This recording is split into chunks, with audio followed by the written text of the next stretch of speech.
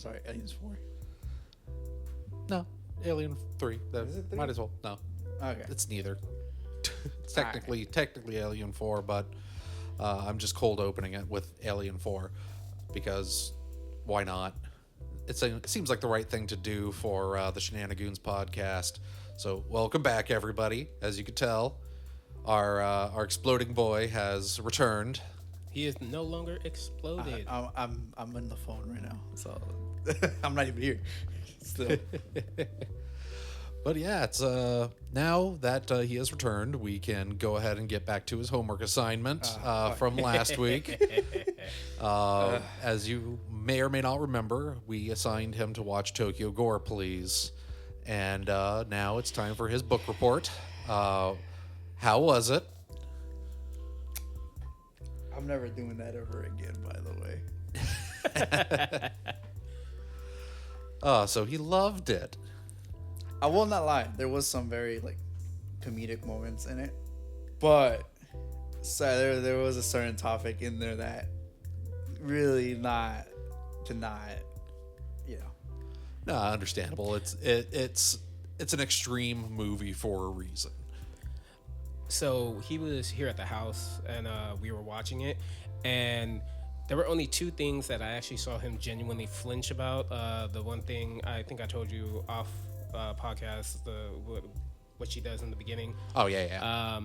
And the scene in the subway where she thinks she found the suspect, and homie is just eating those cocoons and the maggots out of the little tin. Oh yeah, that was wonderfully disgusting. That was the one thing that genuinely got him to actually flinch, because they focus on the dude's mouth the whole time, and he's just gnarly chewing on everything. Oh yeah. Yeah, that I will say because obviously we've seen the movie before, so I was watching it, but I was also mainly watching his reaction, so that way I could kind of talk about it too. And yeah, for the most part, it wasn't really squirming or squeamish reactions from him. It was more what the fuck? What the fuck? And then we get to the final fight. What the fuck?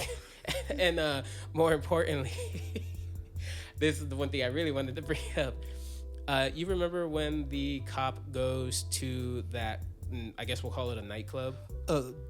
Nightclub brothel type thing. thing. Yeah. So the whole revealing of each mutated girl. Yep. And then the very last one that's just a living chair. This boy was bro, what the hell is that? There's a lot of guys that wish that they were that chair Yeah, in different situations. But yeah, no, his reactions for the most part were pretty spot on to what I thought they would be. Especially the final fight. It was very comedic to some degree, but again, there was those scenes where like how you said, where I was just kind of get that moment of oh no. well, it hits harder for me because of Yeah. reasons, but it was just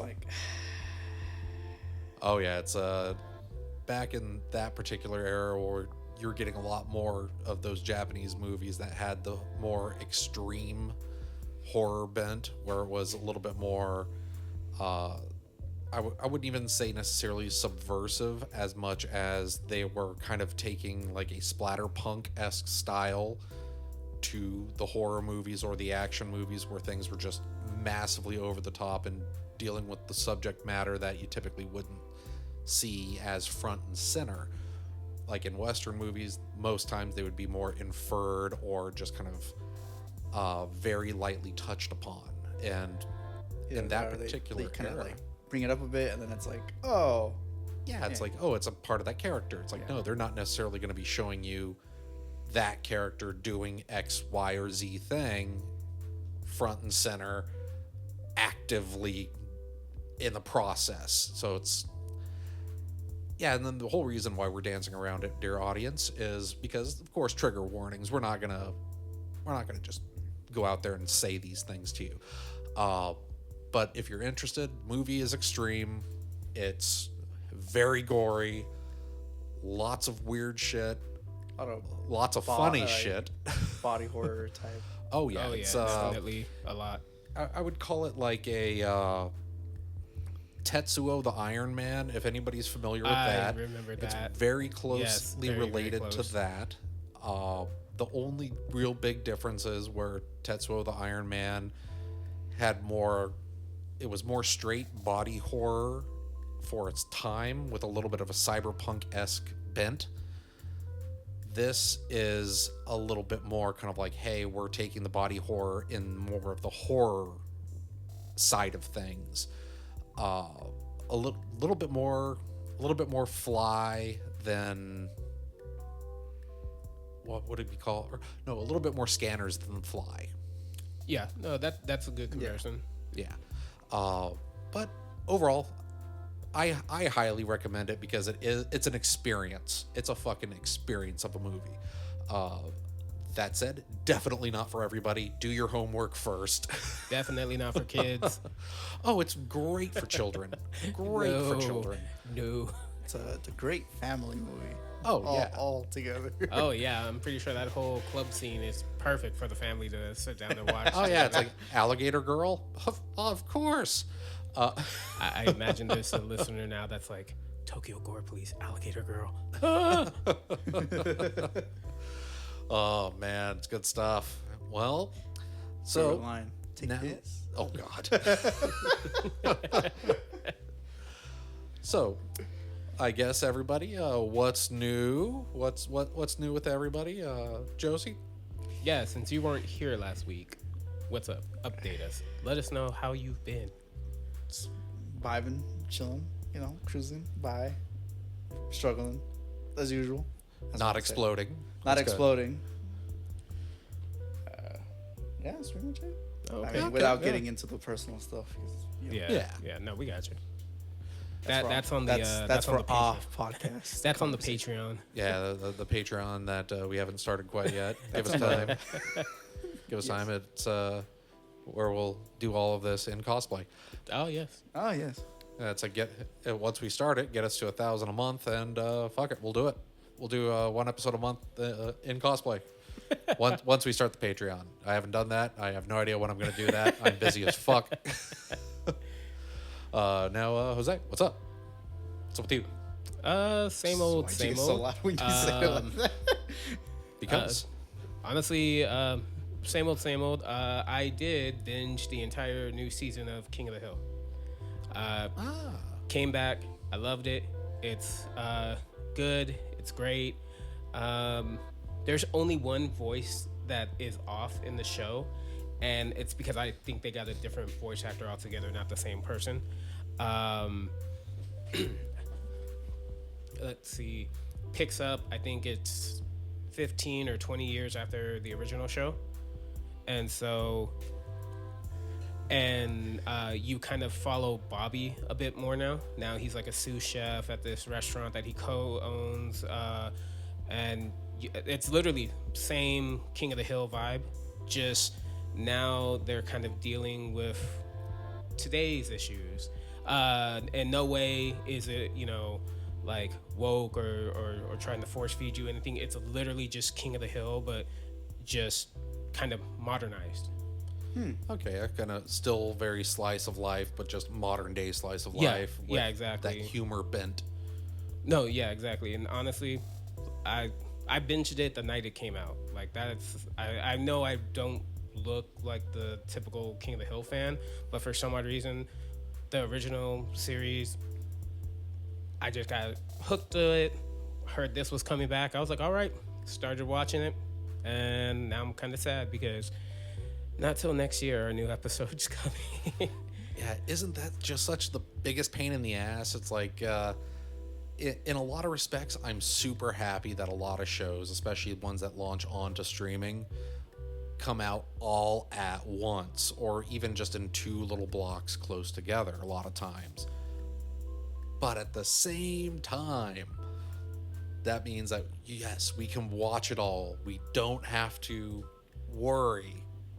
But now we have to wait extra long for the next season, if there's going to be a next season. Yeah, no, I believe there's a next season for King of the Hill. I hope there better be. They left us at a point that I need more of the story. Okay, I need more. It's my stories, man. Kind of like that the older episode where oh God, are they going to actually do another season when Peggy had the skydiving accident? Oh yeah, yeah. Where everybody was kind of like, oh no, is Peggy dead? Are they ending the season or series here? Are they trying to write her off or something like that? Yeah, I remember that. I remember that. A lot of people thought that was like the series finale. Yeah. And they were just gonna leave it like ambiguous, and it's like, no, guys, you can't leave us like that. But yeah, it's like it's such a blessing and a curse. It really, really is. I wish things were easier to produce at a faster rate, but they just really aren't, especially when it comes to animation, because there is a lot of work involved with that. And even with just standard regular television, unless it's like a multicam sitcom, it typically can turn around on a lot of those pretty quick. But multicam sitcoms, now you have so many extra cameras to work with, so a lot of it's made in the editing room, and depending on how everybody wants to play it, that can take a real damn long time. Or you could just be the guys from South Park and like turn out an episode a week. Yeah, no kidding. Just literally, oh, this is the news. This is our next episode. 3 days later. Jesus Christ. So that is an insane turnaround, but they've made it work, and I gotta respect them for that. I really do. But yeah, speaking of that, it's only new things for me is I have been trying to take my time until my academic journey begins again in about a week and a half. Jesus. And yeah, Jesus Christ is right. I've been playing a couple games that I've been meaning to play, working my way through Dragon Age Veilguard, and I'm pretty much towards the end of that. I have my favorite characters that I pretty much always have in my party.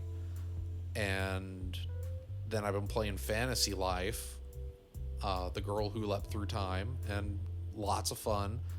Once I picked that up, I actually dropped Veilguard again. Hence why it's like I'm right at the end of Veilguard, and I know I need to beat it, but I'm like, I really like Fantasy Life. It's kind of cozy, just kind of fun. It's like I could just go be a miner for a while, or switch over and be a cook, and then turn into a paladin and start wandering around murdering all the enemies. That's like me with Power Wash Simulator. How like can literally just play that game for hours and just do nothing but just wash, zone out. Yeah, just zen out, and like it really does feel like you're washing away your troubles when you're playing that. It's like I don't have a comfort game. Oh, man. All the games I play stress the fuck out of me. What you should probably play, Josie, is House Flipper. Oh yeah. Like House Flipper and House Flipper 2. Not gonna lie, those games you could just zen out. It's just so weird but so fun. No, wait, there's another game he could play. I forgot the actual name of it, but it is that you open and you operate and you maintain a card shop. Oh, there's a couple of those. Yeah, Car Shop Simulator. Yeah. There's a few of those games. I would only recommend that because I have one of them on the PlayStation 5. Is if you had a computer. If you had like a desktop computer, I could recommend it because for whatever reason, it plays and looks kind of like garbage on consoles. And it really shouldn't. There's not much to that fucking game. But it is fun. A lot of those simulator games, they can just be mindless fun where you can just sit and play. I mean, that's one of the reasons why things like Stardew Valley are so highly popular. It's like you can just focus on one if the thing. game can run on low specs and stuff like that, I could run it on the PC that I have. See, there you go. Because I was able to run Persona 3 Reload without it like having an issue like when we were playing, unlike when we were playing Darktide. Oh yeah. Yeah, Darktide, that one, that's high system requirements. Dude, my computer had to lower everything on the game just so it could run perfectly fine. Oh man, but yeah, I recommend giving, if you haven't tried them before, try playing like House Flipper, Stardew Valley. or even if you want something like Stardew Valley, but a little bit more kind of morbidly funny, Graveyard Keeper. It's like that one is pretty funny. I mean, for crying out loud, one of the first missions that you end up getting in the game is since you are the Graveyard Keeper, you have to go do like the little preparing of the corpse and then put it inside the grave after you've dug it, and then make sure that the gravesite is all fine. But one of the first missions is to take a little bit of the meat and sell it to the local tavern. And then just once you do that, you have to kind of dispose of the bodies, because either you inter them in the church graveyard, or you could just kind of like burn it on a funeral pyre, or dump it in the river and just let it go up the river. and there's all kinds of other little things you could do throughout the game, but it's kind of like, it's effectively like Stardew Valley with a little bit more of kind of that horror comedy bent to it. And they have a couple expansions on that one as well. It's a fun game, but yeah. I don't know why you just remind. I don't know why, but this conversation just reminded me of something that I've been like. I haven't actively been looking into it, but it's been popping up, and it's like the whole Visa and Mastercard thing. Oh yeah, with like Steam and stuff. Itch. Oh yeah, And I found out about that the other day. I was Actually. like, what the hell's going on? Oh yeah, it's well, this stems back right now the biggest thing that I've been going on is with this group called Collective Shout. They're out of Australia. They've been pressuring storefronts for a little bit, be like, hey, this game is bad for X, Y, and Z reason, and predominantly it's because of like, oh, this shows violence towards women, or this sexualizes violence towards women, or this does X, Y, or Z towards women. Whether it is true or not, that's what they've been doing. A lot of the platforms that they had been approaching with it haven't been giving them the time of day. So what they did is they went after the payment processors, because if the platforms are going to do it, why not go to the people that are processing the transactions, handling the money? And that's where they got in and got a lot of those things to be pressured off the platforms, especially with like Itch, where Itch massively overreacted and delisted like their entire adult catalog. They've been putting the free stuff back online, but not the paid stuff so far, at least as of recording, unless something happened in the past day or two. Like I said, I've only been like every here and there, like I log on to like, because I don't really use Twitter or X, whatever the fuck you guys want to call it. Yeah, I could fucking call it Twitter. I literally like just every here and there, just fan art and stuff like that. Yeah. And then it popped up, it's like Mastercard posted up a thing about it and stuff like that, and someone replied, it's like fucking bullshit, this and that, and I'm like, what the fuck is going on? So I click it, I'm reading everything, and I'm just like, topic for the podcast. But I was like, I haven't done any actual research for it, because I was just like, yeah, it's like a rabbit hole that I was. Oh yeah, it is such a rabbit hole, because like this has happened already a couple times technically. Like this is just the most recent and most egregious occurrence of it. In the past, there were a few things from Japanese websites like DL Site. I think there was a few others where they were hosting, again, adult content in games. And there were some activist groups, I don't know which ones at that particular time, but they, again, did the whole, hey, this is harmful content. And being that they were from more Western places, the websites just didn't really care, because they're from the East, they're Japanese, they're like, what you say doesn't affect us. Yeah. And then They went after the payment processors. The payment processors were like, oh, okay, yeah, we morally object to this content, even though it's legal.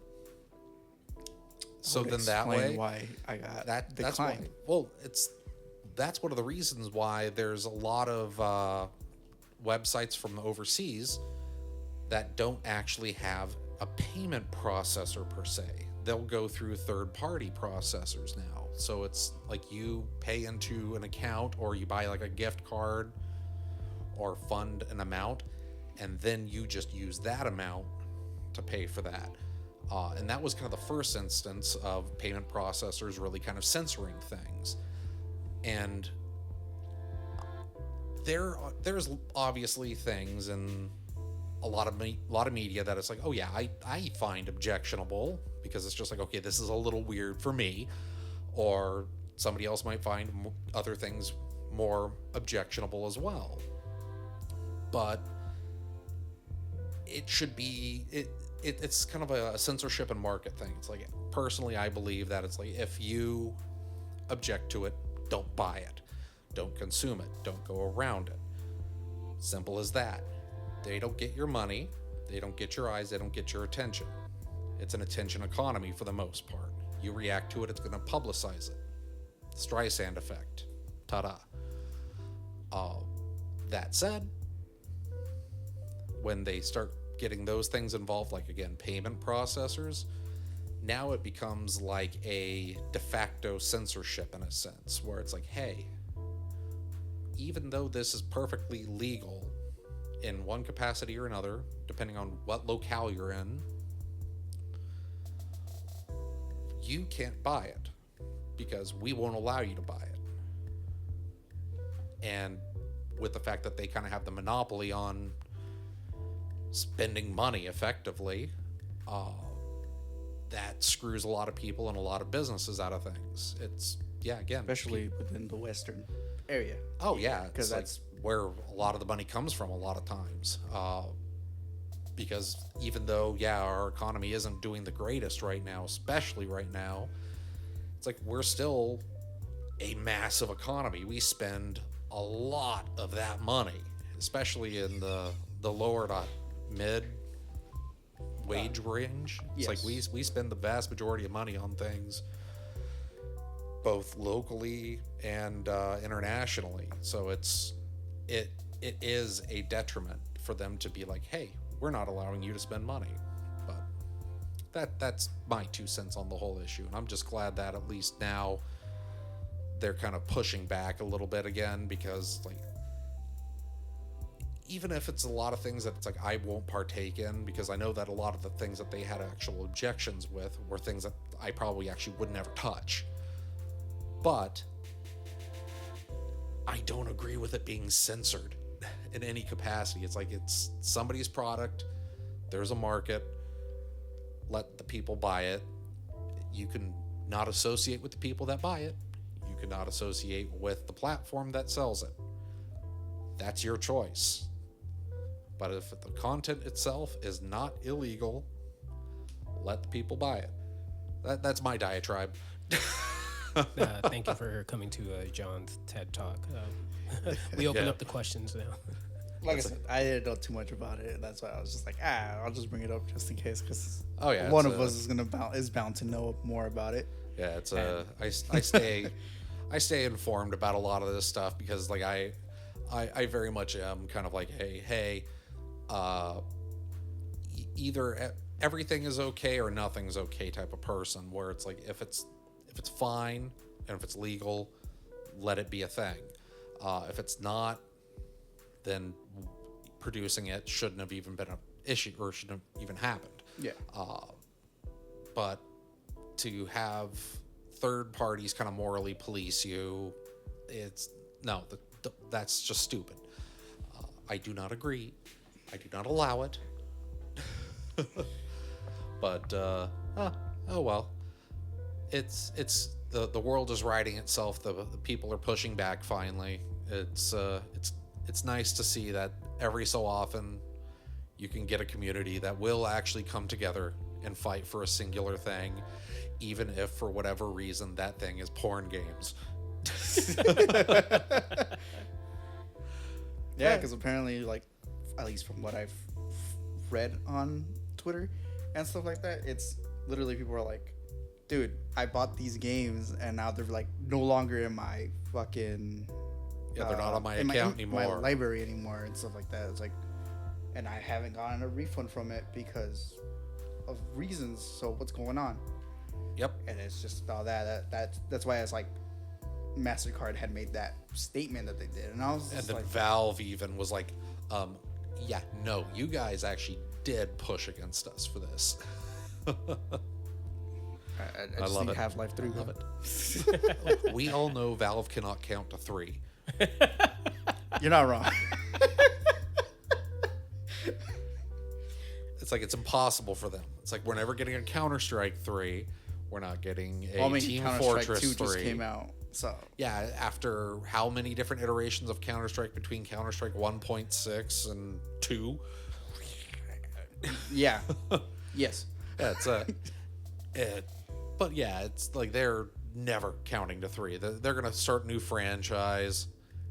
They're going to get to 2, release a couple expansions if they ever release a game again. And then we're going to get another one. We're never getting a Half-Life 3. We Didn't might they get like a release, like- Half-Life subtitle game. Yeah, then they released that VR one. Yeah, Half-Life Alex. Yeah, Yeah. Oh, yeah. But it's not 3. Half-Life 3. That's what the band is saying. We're not getting a Half-Life 3. Yeah, they're never going to put a 3 on it. Ever. Ever, ever, ever. so it'll be like a All Left their 4 Dead. keyboards in their office are missing the number 3. Yeah, it's like they just can't put it on there. It's like even in their code, all the 3s are missing. They just skip it completely. But, oh man, now watch. Now that I've said all this, we're gonna get Yeah. right before the episode launches. It's like boom, Half-Life Half-Life 3 3 announced. It's like all the articles. Half-Life or Valve learned to count to 3. Da, da, da. I could see that happening. That would be just my luck. Oh, so you weren't here last week, so I don't know if you actually listened to the I episode. haven't had time to listen to it. Wow! I've listened. Wow! Okay. Oh, okay. Wow! Hey, okay. All the hard work we did last week. Hey, in my defense, I'm going through something right now. All right, I haven't Nah, had it's time. all good. But no, I've listened to like some of it. I haven't fully listened to it. But so if anybody listening remembers, last week's episode was the San Diego Comic-Con trailer discussion where we had words for multiple trailers. One of them specifically, War of the Worlds 2025. And funny enough, John, did you not say that you would be surprised if the audience score was higher than 15%? Yep. It is. It's sitting at a 20%. Holy shit. Are you serious? But it is it's rotten, of Oh, course, with a 4% critic rating. Oh yeah. So it's like, it's bad. Every single person that I've seen that reviews movies has said it is horrible. And you compare that to the 2005 one, Oh yeah, that's actually a good thing. Let's yeah. see. Pull that up. because that is my, as you know, as much hate as the movie kind of gets, that is my guilty pleasure for a movie. Ew. What? Okay, no. First and foremost, I said it last week. I'll say it again because you're a fan of the movie. No possible way that kid should have survived. I'm sorry if it's No, a spoiler. you're not wrong. But there's no possible way he should have survived. That was just some type of like Movie witchcraft, Yeah. plot No, armor. you're not wrong. I think in the book he doesn't actually survive. If I- Well, the original book, radio yeah. play. Yeah. It's like he technically wasn't even a thing, and Yeah. then I know a yeah, couple I of don't think he was either a adaptations. thing or he Yeah, died off. but I don't remember. In 2005, War of the Worlds, it's actually fresh with a 76%, but Oh, yeah. audience rating is 42%. That's still better than Yeah. That's Oh, no, still no. better. Like don't get me wrong, I went and saw that movie in theaters, so Yeah. I paid money to actually go see it. I didn't hate it, but when it got to the end and the kid walks out of the house, I was like, no. That was stupid. That was horrible. He's not alive. He's an alien. That's just Yeah, no, he's that's not the real. one like issue that I could pick with it too. It's like obviously there's more issues with the movie itself, but that is that one thing where I'm just like, how the fuck is he still alive? Oh yeah, it's And I remember though, like first like day or so after the movie, like the new War of the Worlds released, it was sitting at a freaking. It started at like a 12%, then it went to 0, and I was like, "Holy shit, this is worse than even I thought." But now hearing that it went back up to 20%, I'm actually kind of a little astonished because it's like, So what I'm hearing is who's finding anything redeemable about it outside of it maybe being decent, like supposedly background noise. like Ice Cube is apparently he's the best part of the he's movie. like the best part, but at the same time, from what I've seen people talk about, it's like he's the best part, but the movie purposely does dumb decisions. Okay. Like there's a man. there's Yeah. a subplot where, because he works for the FBI, I think, or he works for something like that, and Oh, he's CIA. trying to CIA, and he's trying to track down this like world renowned hacker. Spoiler, sorry for anybody that is apparently gonna watch this movie. Turns out to be his son, a like 16-year-old.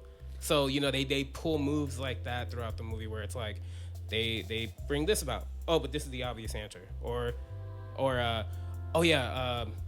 the aliens, they eat our data. Yeah, that was another And- trailer, and I was kind yeah. of like, "Are you joking me?" Yeah, and This is their the way that nourishment? they deal, everybody knows the original story. Aliens come to Earth, they invade. Humans pretty much get our ass kicked. Aliens eventually die though because hey, germs, bacteria. They weren't used to that, so they die. This one, the way that they pull that off is, oh, we're gonna create a bad code, like a computer virus, so when they eat it, it will kill them. it's Which is really kind of funny when you think about it, because there's so much malware out there anyway, that if they're eating data, they would have Yeah, already they come would have across already- like some sort of one of those FBI, hey, we've locked down your system unless you pay us 5 Bitcoin. All they have to do is go to a computer that ever used LimeWire. Oh, yeah. yeah. Like, The let's moment be that real. LimeWire graces a computer, it's like, how many viruses do you think you have? It's not how many viruses I think I have, it's how many viruses I know I have. Yeah. It's the vast majority. How many bytes do I have in this computer? Not megabytes, bytes. That's how many viruses. But oh man, yeah, it's But like I we knew all it was going to used be it. bad, but We all used it. LimeWire, that is, not the movie. that's like not even once. But that being said, what were some of the Comic-Con trailers, Josie, that I'm not going to say you give us a review of each of them, but just like, what were the ones that stuck out to you? Honestly, top of my head is probably just Primal War, just because. Oh, Primitive War. Yeah, Primitive War. It's just because I was like, oh shit. I was like, oh, they're already releasing another fucking Jurassic Park movie. But then, like, as I watched the trailer, I was just like, oh, this isn't it. This is something completely something else, and I'm more interested in this than I ever thought I was gonna be. Oh yeah, it's like it looks just absolute stupid fun. Yeah. I looked up the book because I found out it's based off of a book. If they follow the book, it gets crazier. There are like Nazis, there's time travel. I'm not making this up. This is gonna be good. It's like, it is crazy. So I'm really, really hoping that whoever read that book and said, yo, I want to make this as a movie when I grow up, I hope he copied basically from the book, because from what I read about it, it's insane. And I partially called it. There is like a quasi big battle sequence. Oh no, That's Yeah. awesome. I love this. So now. I'm like, I want to go see this. If it comes out in 4DX, we have to go see it in 4DX. Okay, you know what? You've kind of sold me further on the movie. Like the I trailer. was already sold. Yeah, it's like the Because- trailer was already kind of like, I gotta see this, because like I said in the previous episode, is like it looks like Sharknado with a budget. Yeah, no, it And does. I am now far more sold than that. The other thing that has other trailer. Sorry, I didn't mean to like pull us away from the topic, but the other trailer which I saw with you technically. Oh Jesus Christ! Lights. The other trailer that I saw with you, which was the Batman, Oh yeah, we talked about that. The Yeah. Aztec Batman. Aztec Batman. That one 100% has got me like super hyped for it, especially because animated. Yeah. And then also because my stepdad had watched it too, and he was just like, I want to watch it.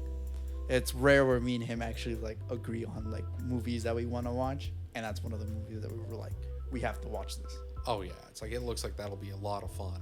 Oh yeah. And who doesn't like a good like DC animated movie? It's like they're kind of like the cream of the crop, really. Yeah. Especially when it comes to just animated superhero content. It's like DC does the best by a country mile. It's like, yeah, I love it. I love it. I love it. I love it. Now, what's going to be nice, though, is apparently Tuesday, Alien Earth. Oh, yes. So as long as I'm off that day, I am joining Hulu. And I'm going to binge the fucking series. They're not releasing all the episodes. Fuck. Yeah, they are. Tuesday, it's the first 2 episodes. Okay. And then every week it's. I need to get paid so I can. I think it's either 1 or 2 episodes at a week. Ah, damn it. That means it's going to be real tough for me to actually watch the show. Oh, well. But hey, I'm still going to watch those first 2 episodes because I want to see what they're going to do with this. Oh, yeah. 100%. It's like I love the Alien universe. The more Alien universe I can get, the happier I am. I do wish that they drew more from the comic books in a lot of respects. Yeah, that would be because cool. the comic books had some really good material, but so far I still like what they're doing on screen. I'm just more interested if how they're gonna do the whole, because supposedly now Predator is within the Alien universe. So, well, they've always technically been in the universe. well, I mean now it's more. But now it's more confirmed that it is. So that's how I'm like, are we gonna see something that is related to it, kind of thing? Because Badlands. Yeah, it's like the whole. There's a good Whaley chance. Colony. Yeah. There is a significantly good chance that we'll see something that will at least potentially tie them together in some capacity. Have you guys been seeing the promotional work that they've been doing for the show on social media? Absolutely not, because I have been, outside of occasionally gracing Twitter with my presence, I have been practically off of social media because I've been sitting being a hermit playing my video games. Okay, I've been seeing a lot of like, every time I'm like on the reel or something, like just occasional doom scrolling, either on the toilet or just laying on my fucking couch. Fucking, it would be like a quick like few second trailer of Alien Earth, and I'm just like, fuck, I need to watch the show. True. So one of the things that they did was they showed the CEO of Weyland Yutani. She's giving like a progress report, almost like she's on a business call. Okay. Cool. And she's talking about the ship coming to Earth with assets that will make them the best company. You know. Okay, so more of we're gonna get us our weapons. Yeah, exactly. They did that. They've done kind of like I saw this one last night actually, where somebody is like just filming like somewhere in Los Angeles, and then you look and you see the ship crashing in overhead. Ah, interesting. And so and they've been doing like just little things like that, promotion. So I'm excited. As you should be. Yes. Just the way everything is slowly coming together. I'm just waiting for, us to get a proper like Alien versus Predator. Yeah, it's like, even though we did have those 2 movies years back, Which I didn't hate them. I hated the first one for the most part. The second one was a lot closer to what I wanted, but it was still kind of eh. But they were both enjoyable. They were truly enjoyable movies. My favorite part in the first one was the penguin jump scare. My favorite part in the second one was the fact that the Predator actually was fucking shit up. Oh yeah. And so was the alien, honestly. In the first one, it's like technical problems. Gotta love it. But yeah, it's we have in studio one of our mic arms is being a pain in the ass and slowly descending, All right, which is really funny to look at while it happens. It's gonna happen again. Watch. Yeah, it's like fine. It's right fine. in the middle of a conversation, it'll just start to come down again, and I'll start laughing. You'll know once my head starts like going down to like just keep matching it. Like He's like doing a limbo. But yeah, it's like Alien vs Predator 2. It had the content that I wanted out of the first one, with like the more it was a little bit more violent, and it was a little bit more kind of like people, whether they're being hunted by the alien or the predator, the people are being actively hunted. Yep, there we go. That's it. Doing it again. God damn it. Oh, I love it. I love it. I love it. I love it. Oh, man.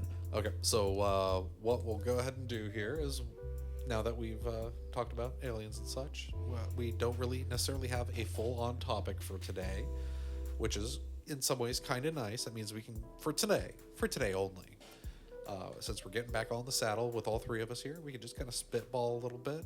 Are there any particular topics that anybody wants to talk about? Spider-Man suit got revealed. Oh yeah, that's right. It did. Okay. That, and apparently Josh, the guy who plays Punisher, has been spotted on a set. Bernthal. Yeah, John Bernthal. Yeah, John He was Bernthal. spot Yeah. on a set for the. I don't know if it's for the Spider-Man. No, it is. Or It is. for. Oh, is it? Yeah, it was. Yeah, I He saw- was spotted on set for it. Yeah, because I saw him. Basically, the snippet that I saw was chaos, basically all around, and him just casually walking through it.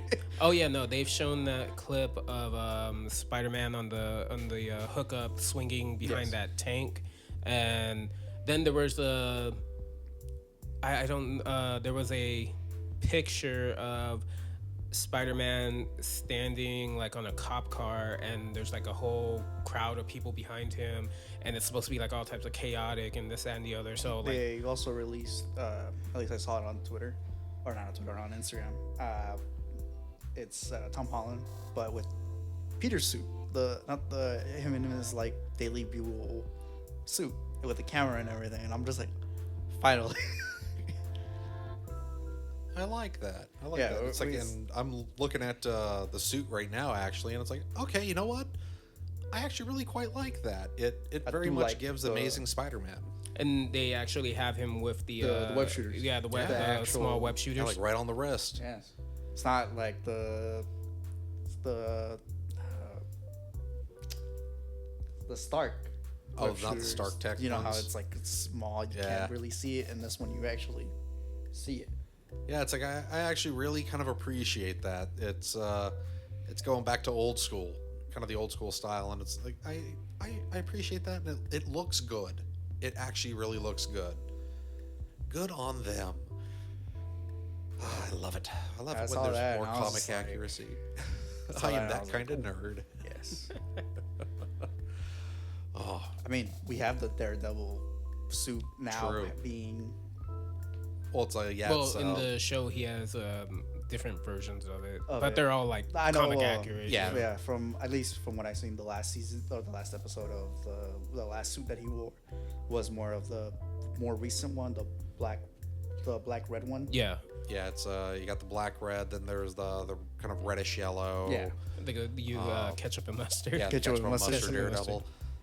Which- Then of course you have just the full red.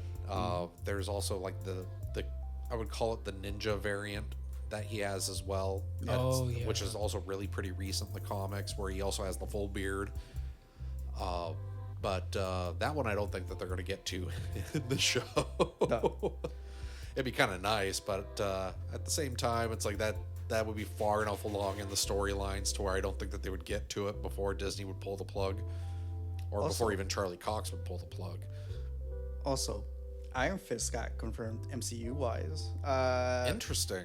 Not Danny Rand Iron Fist, but one of the Iron Fists got confirmed through the eyes of Wakanda. Yeah. Oh, The interesting. one of the female Iron Fist. Iron Fist that was set because Eyes of Wakanda Okay. is over time. Yeah. You know the how Black Panther has like always existed. There's always been Yeah, there's always been like a Black Panther as long as there's basically been a Wakanda. Yeah. So there's like an episode. I think it was like the 4th episode or something. Yeah, Like that. I think that's what it one was. of the. There's like they're basically, I guess, spoilers if people really care about it. I don't know. They're hunting down artifacts that have vibranium, and it's supposed to lead up to this whole like time travel thing that they did with it. It's really it's kind of dumb. Anyways, because it leads up to the first movie of Black Panther with the Okay, whole that makes sense. you know that hammer thing that they were trying to get back. the one that was in the museum. Yeah, the one that Killmonger gets and stuff like that. It plays up to that, but it's like how it got to that point. Basically, before the 4th episode, if I remember correctly, I think it's the 4th episode. One of the because they're basically called war dogs. They leave Wakanda to go and basically infiltrate. He's in the city where the hidden city of the Iron Fist live, the Okay, monks and stuff. Kunlun. Kunlun. Yeah.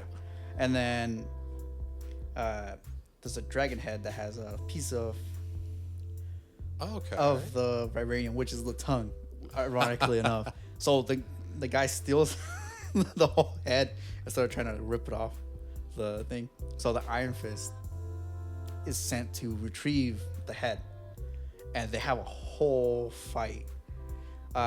They did keep it within the same the chi punch thing, the same way as it is in the Netflix show, like how it was just like the glowing fist. Yep. It's similar to that, but Better. essentially, because they can actually martial arts. Yeah, it's true. It's the Iron Fist Netflix show was fine. It was fine. Apparently, it was like really low budget and stuff, Well, yeah, and very like rushed. That It couldn't. definitely kind of felt that way, and it was fine. It was not the same quality as the rest of their Marvel shows when Netflix It was, was handling honestly for me it was meh. them. At best. It's like I say, it was. I haven't bothered fine. watching it. I want to watch it just so I can like see. I know criticisms you. about it. No, I know I get you. you. Don't do it. I know you. Don't do it. No, Yeah, it's like no, it's, you'll get angry and you'll start nitpicking like how you do. So don't do it. No, because then if I do it, that's a topic for the podcast. Yeah, that's content, baby. That is content. It's then just it gonna makes be me- one then it him lets me cursing every go like 3 watch seconds. the other basically the Marvel Defenders shows. Okay, yeah, Because I only watched the Daredevil one because Daredevil. yeah. So, fun fact, since we are talking about like all the shows, I haven't watched a majority of those Marvel shows. My dad has. That's where I get my nerddom from. Is him. Oh, and he is critical about them. Like the no, one that's he good. didn't like. He actually didn't like the Punisher. Interesting. He thought it was boring. Well, it's the way that they did the Punisher show. In all honesty, it was good for the character, but I don't think they went as hard as they could have gone as quickly as they could have. Yeah, no, that's what I remember him telling me, that he just felt really bored watching it, and that it wasn't until like the later episodes when everything like kind of ramped up and all the big action set pieces are happening. That's when he's like, oh, okay, And my dad, he's the type of guy who can watch any type of movie, so it's or a TV show or whatever. So it's not like, oh, he just wanted action. Like, no, he watches anything. And He's not wrong. I've seen him watch like my dad loves watching like Hallmark movies. yeah. Like all the geez, Christmas yeah, ones. It's, my mother's husband, my stepfather. Yeah, It's like his number one thing to watch are Hallmark Yeah. movies. He loves the hell out of them. It's like his catnip. I forgot yeah, what no, it yeah. was. We were having a food day. It was one of the days you invited me over to eat. Yeah, And where we barbecued literally- or something. It was literally what he had on TV was literally a Hallmark. And then I have this running joke with my dad that I tell him, you do know every single Hallmark movie is set in the same town or city, just on the opposite sides. Oh yeah, it's They're just like all- a couple blocks from each other. Same little Christmassy village. Yep. Same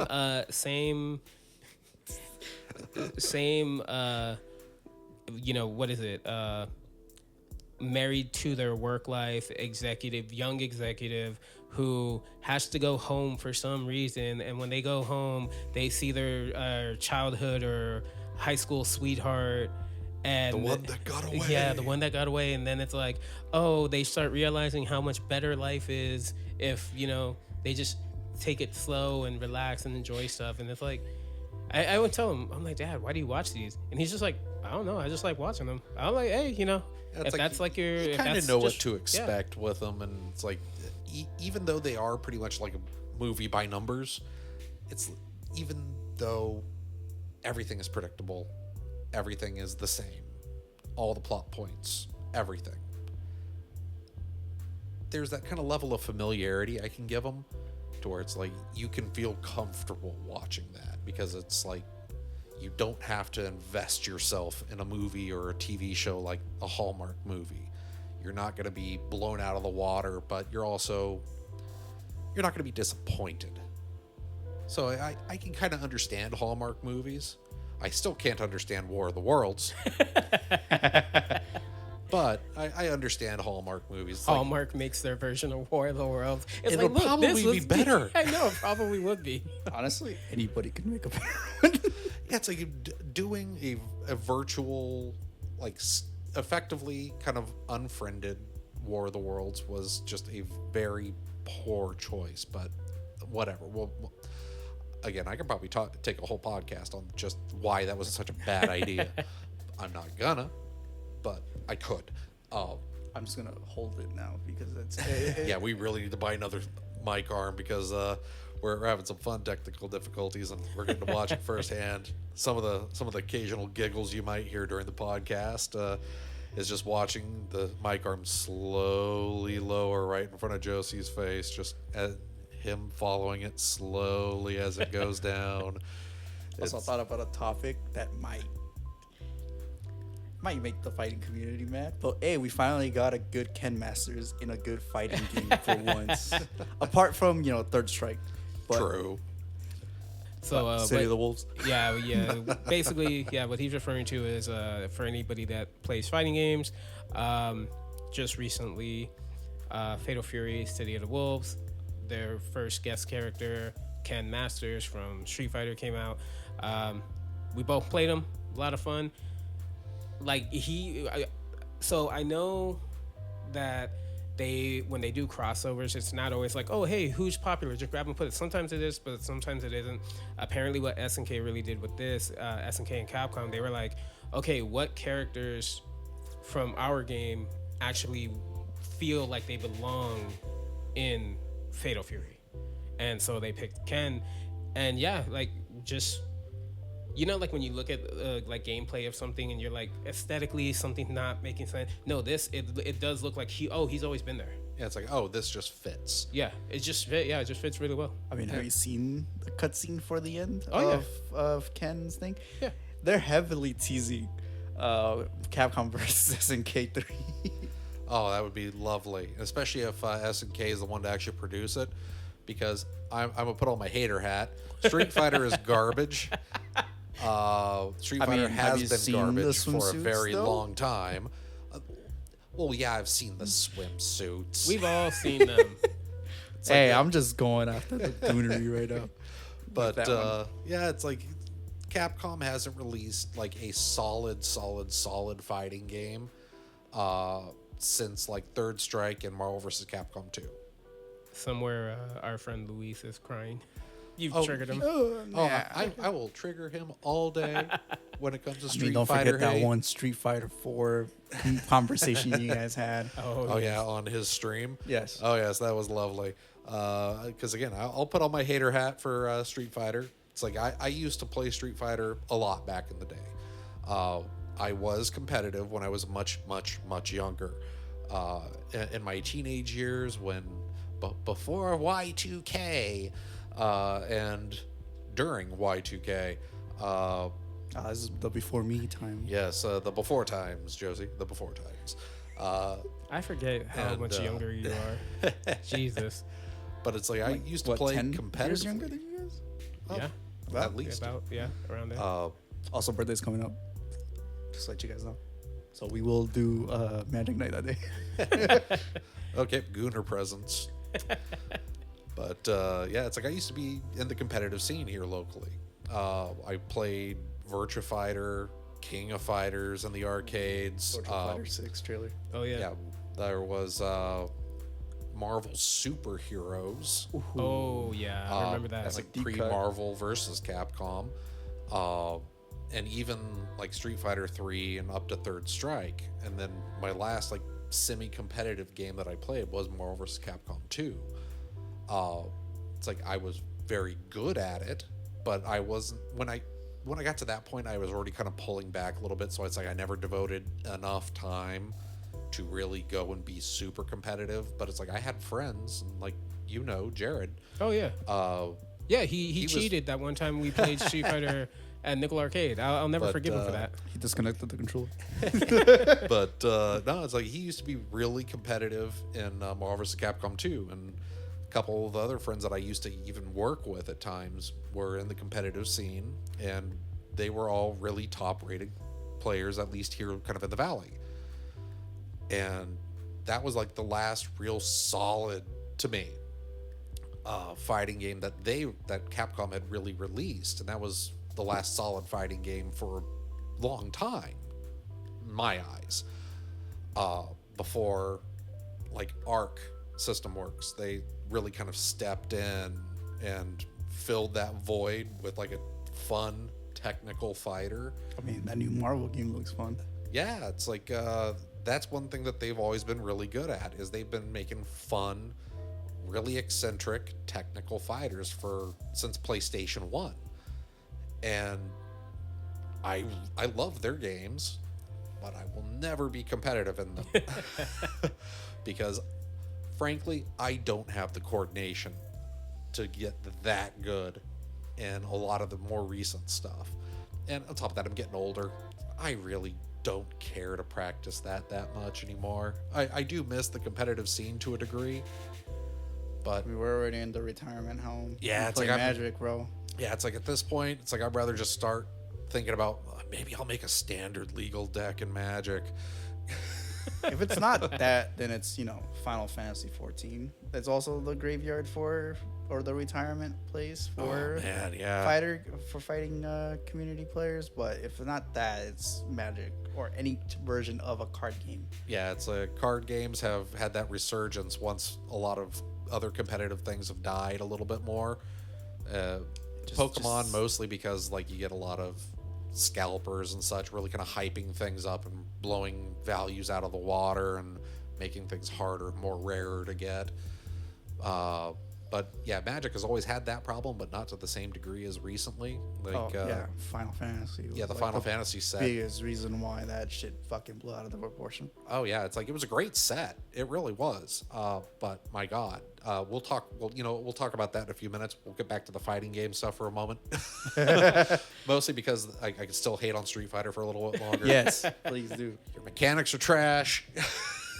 Your animations are trash. Yes. Fuck you. I'm just Street Fighter hater at this point. That's about it. But yes.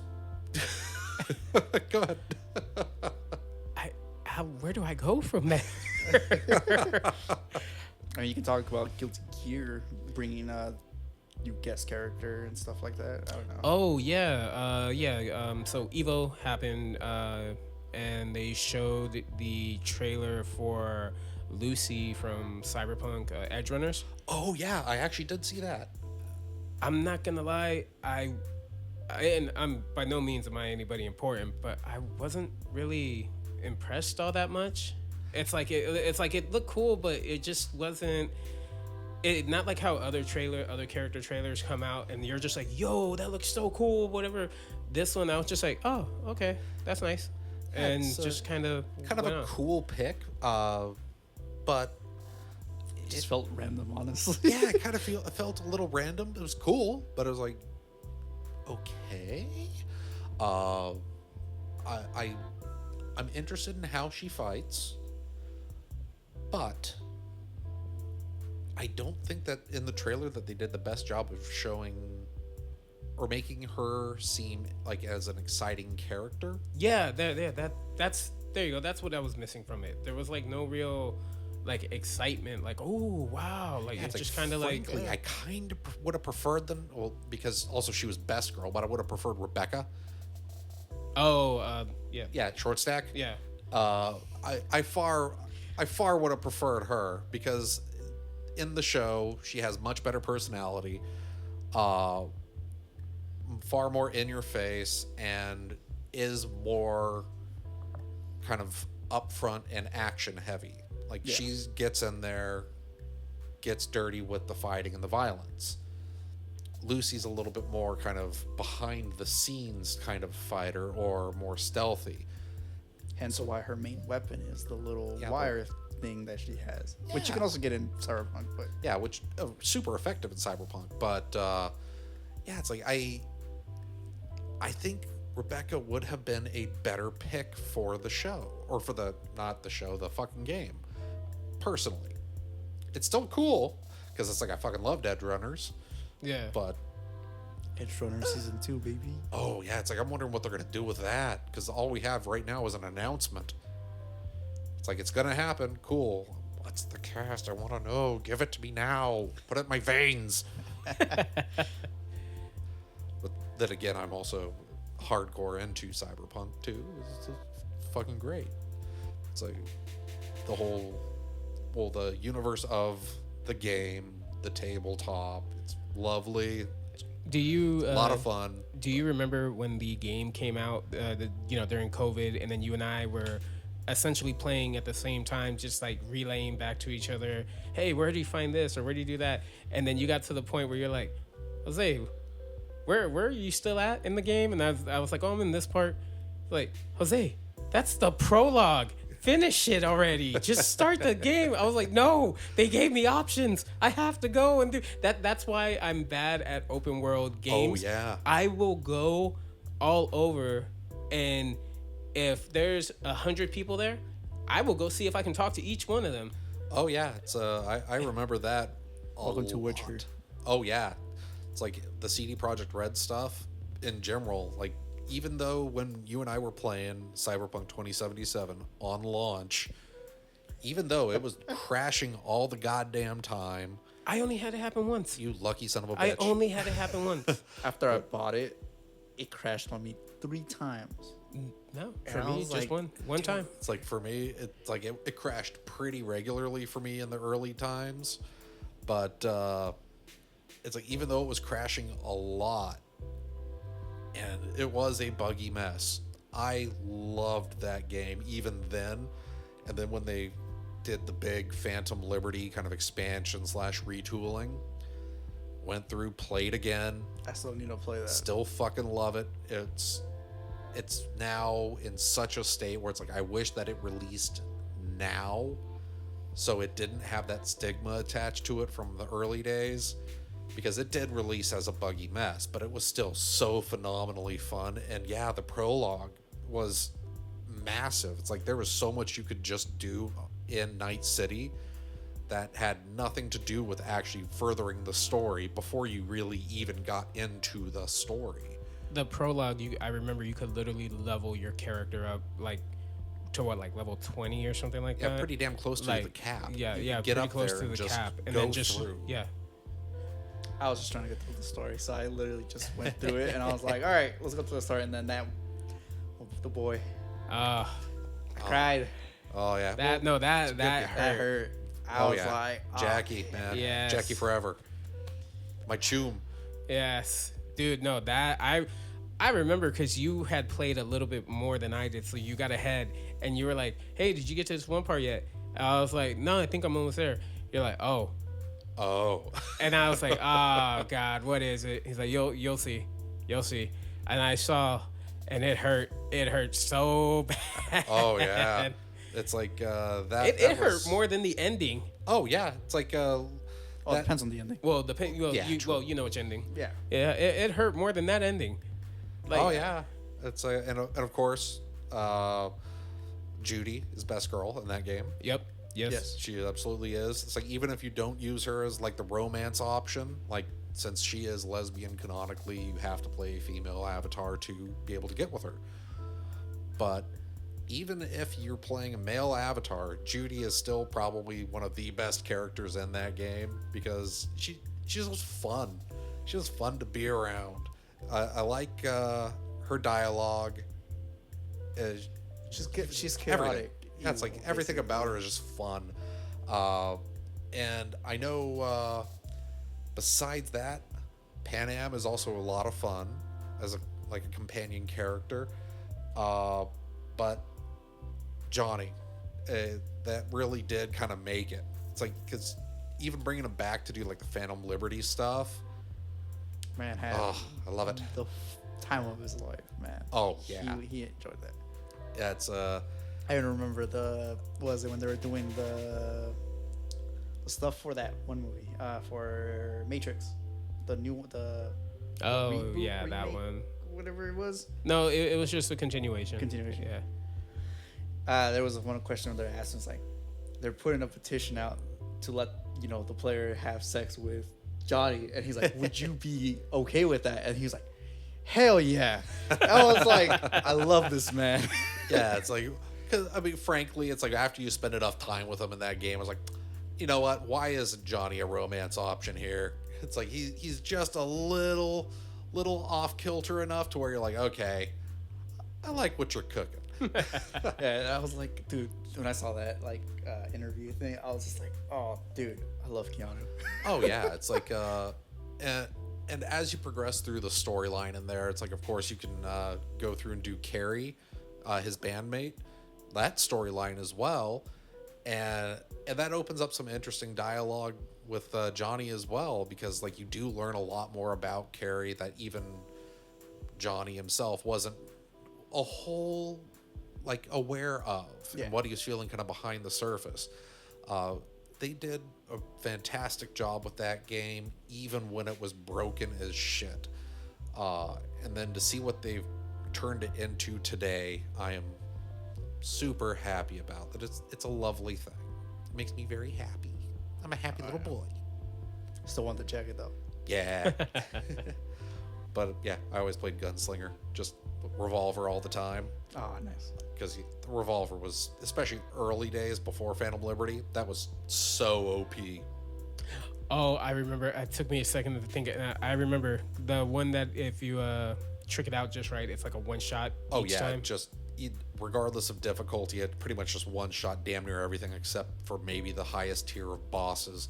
Yeah, like I remember See, that. I started playing when Edgerunners came out because it was on sale. Oh, okay, so I was like, they haven't fixed. Were you one of those that was like, oh, I'm gonna make David in the game? No. Okay, good. I wanted the stuff that they had, like, because they had a lot of the gear for the like the Sandevistan. yeah. Yeah. And I was like, I want that, but I was like, I'm not gonna be one of those like I've seen people talk about it's like how to build David, and I was like, okay. Well, there were technically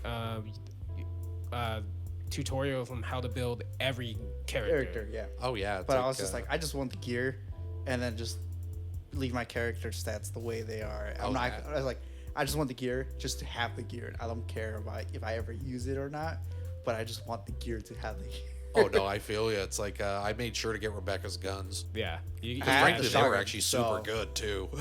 They were super good.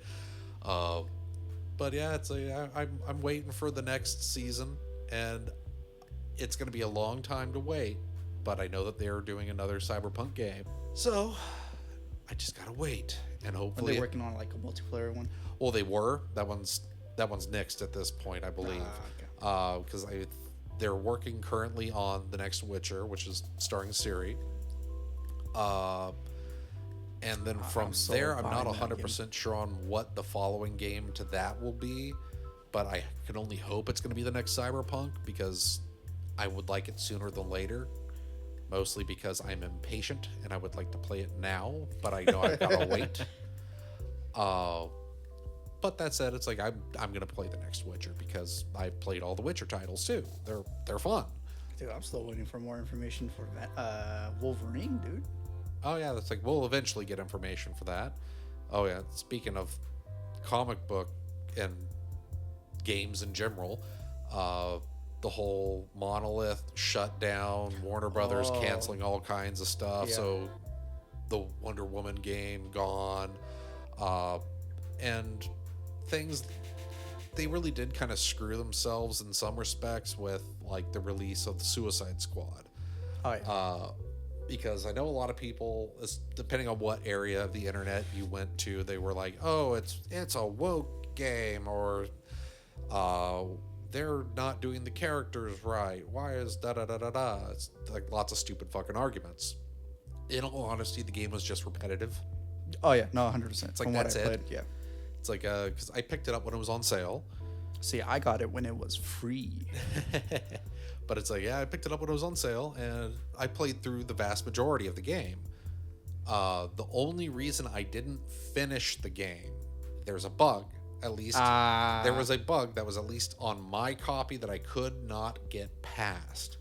And that was one mission to where you're going from, like, it was one of the missions where you have to go from, like, oh, these things are attacking over here, so you need to stop them so you can get the progress bar to go back up. Oh, now they're attacking this location. So you just go back and forth between the different locations and murder the little critters that are there. And the progress bar fills when there's no critters on the things. At a certain point, about 3/4 through that mission, it would just crash every time. And it was the last mission I had before I could advance the story. And it happened every time. So it's like I couldn't finish the game. But it's like it was a mindless bit of fun. It was just repetitive. It wasn't bad. It wasn't great.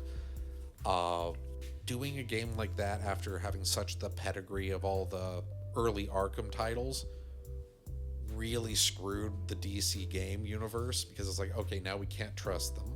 Yeah. And then they finally give a competent developer Wonder Woman, and then they cancel it. We'll just never get a Wonder Woman game. Oh, we'll never get a Wonder Woman Well, it's game. not like how we will never get a proper Superman game or a Flash game, because apparently doing speed stuff is hard. Well, it's like you can fudge it pretty easy, but if they're thinking too hard, that's the problem. And like the Wonder Woman game in particular, coming from Monolith, that would have been really good, because I mean they're the ones who did Shadow of Mordor. That's true. That was a fun action game. They had some like stealth moments in there too, of course, but it had some really solid action components. But Warner Brothers, like, we don't like money. At least in our games division, we don't like money. I'm still mad that we never got the Batman Beyond animated movie thing that they were gonna do. Oh yeah, that's true. They shelved a lot of stuff, but at least we're finally getting the Wile E. Coyote movie Hey. after years of it being complete. Oh, After they shelved it for tax purposes. I still want I that love it. I love Batgirl it. movie. Oh, that'll never come out. Oh yeah, it's Yeah. like that'll probably never come out because plenty of reasons, honestly. It's like even though it was completely done, I mean completely done, it's like, Oh no, it was ready for release and everything, and then they were just like, yeah. It's like as far as I'm aware, that one's one that they're just gonna let quietly die. Outside of like having people like us talk about it. yeah, It's like every so often it'll just get referenced in pop culture when Warner Brothers makes like a really weird fucking decision. Teen Titans Go is probably gonna end up making a reference to it, because Oh no, that would actually make a lot of sense because they are wonderfully meta. yes. Now, I've watched 2 movies recently. Ooh. Oh God. I did have a topic though that, well, not a topic, but just a random thing that I was gonna say. Oh yeah, go ahead Beforehand? first. You see, the infamous games and stuff like that. Apparently, Apparently, I think it was like Sucker Punch, Yeah. because of the new, Ghost of Tsushima game that they're making the sequel to it. Ghost of Yote. Yeah. Apparently, they have in an interview had stated that if they were allowed to, they would make more infamous games. Oh, I would love that if they could do another thing in that series. Apparently, they had more games planned, but I guess PlayStation was just like, nah, we're good. Oh, well, no, that makes sense. Sony's done that a lot. I mean, Yeah. look at Bloodborne. It's like Bloodborne is like one of the few things that pretty much everybody agrees is like, yes, we would like a sequel to this. And Sony's like, nah. No. Why, Sony? Please tell me. Money. Yeah, it's like this would print you money at this point, especially if you announced it. Because even, Miyazaki himself straight up said, I would love to do another Bloodborne game.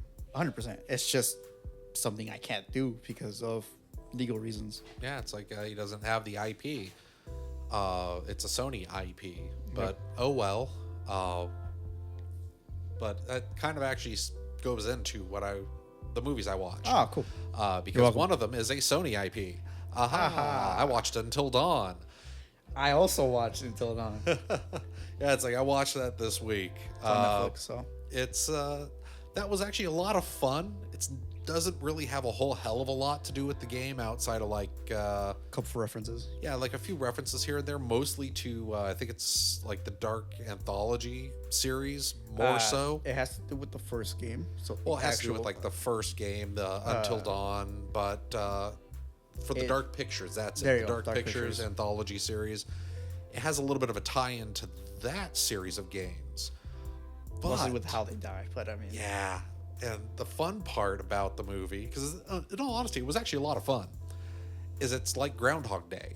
It's like Groundhog Day, but a horror movie, and it's actually really pretty funny because like just some of the ways that they end up dying is great. It's great.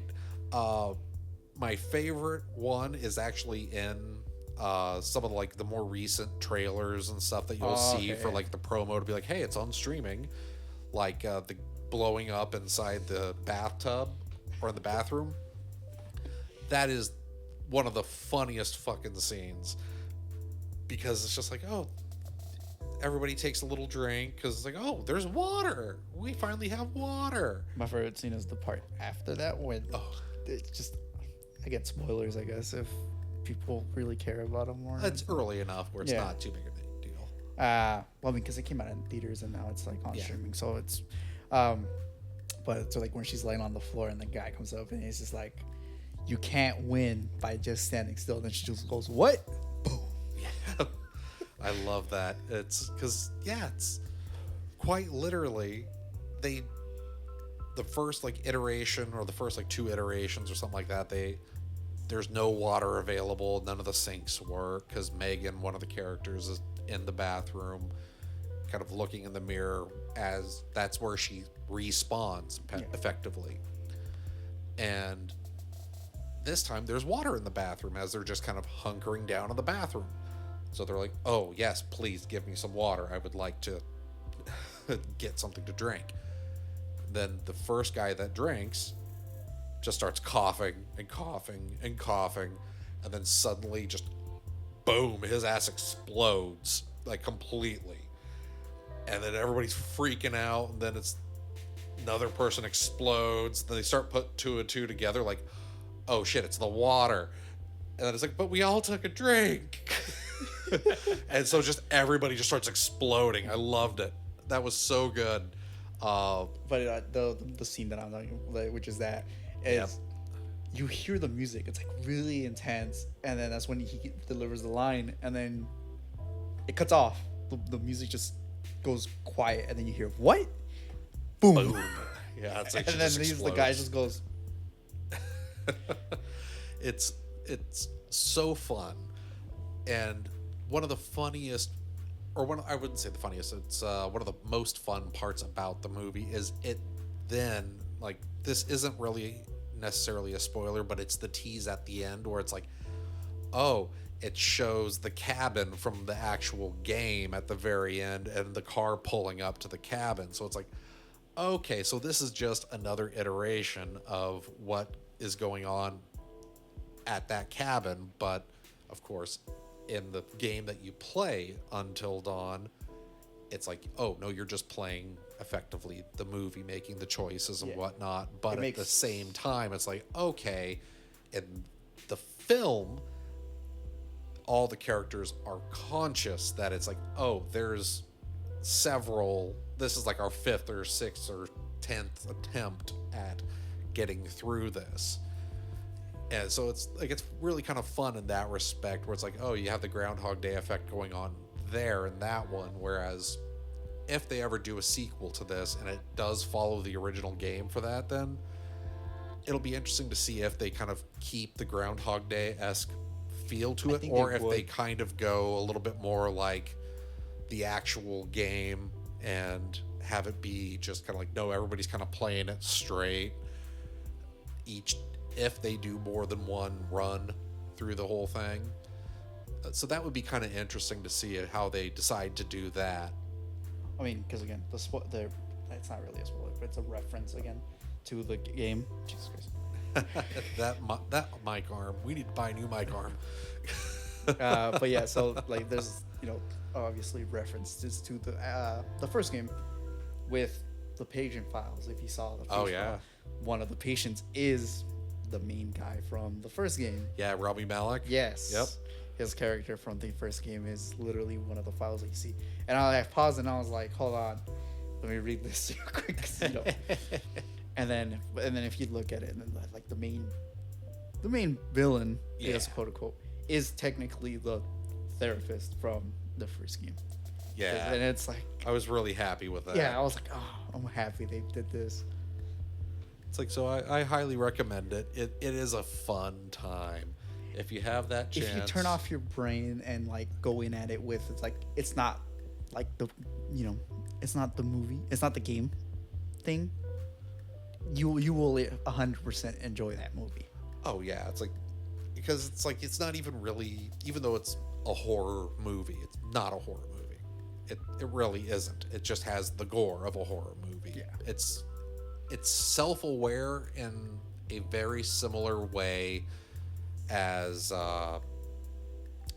something like Cabin in the Woods was self-aware. There you It's very self-aware in that respect, and I appreciate that.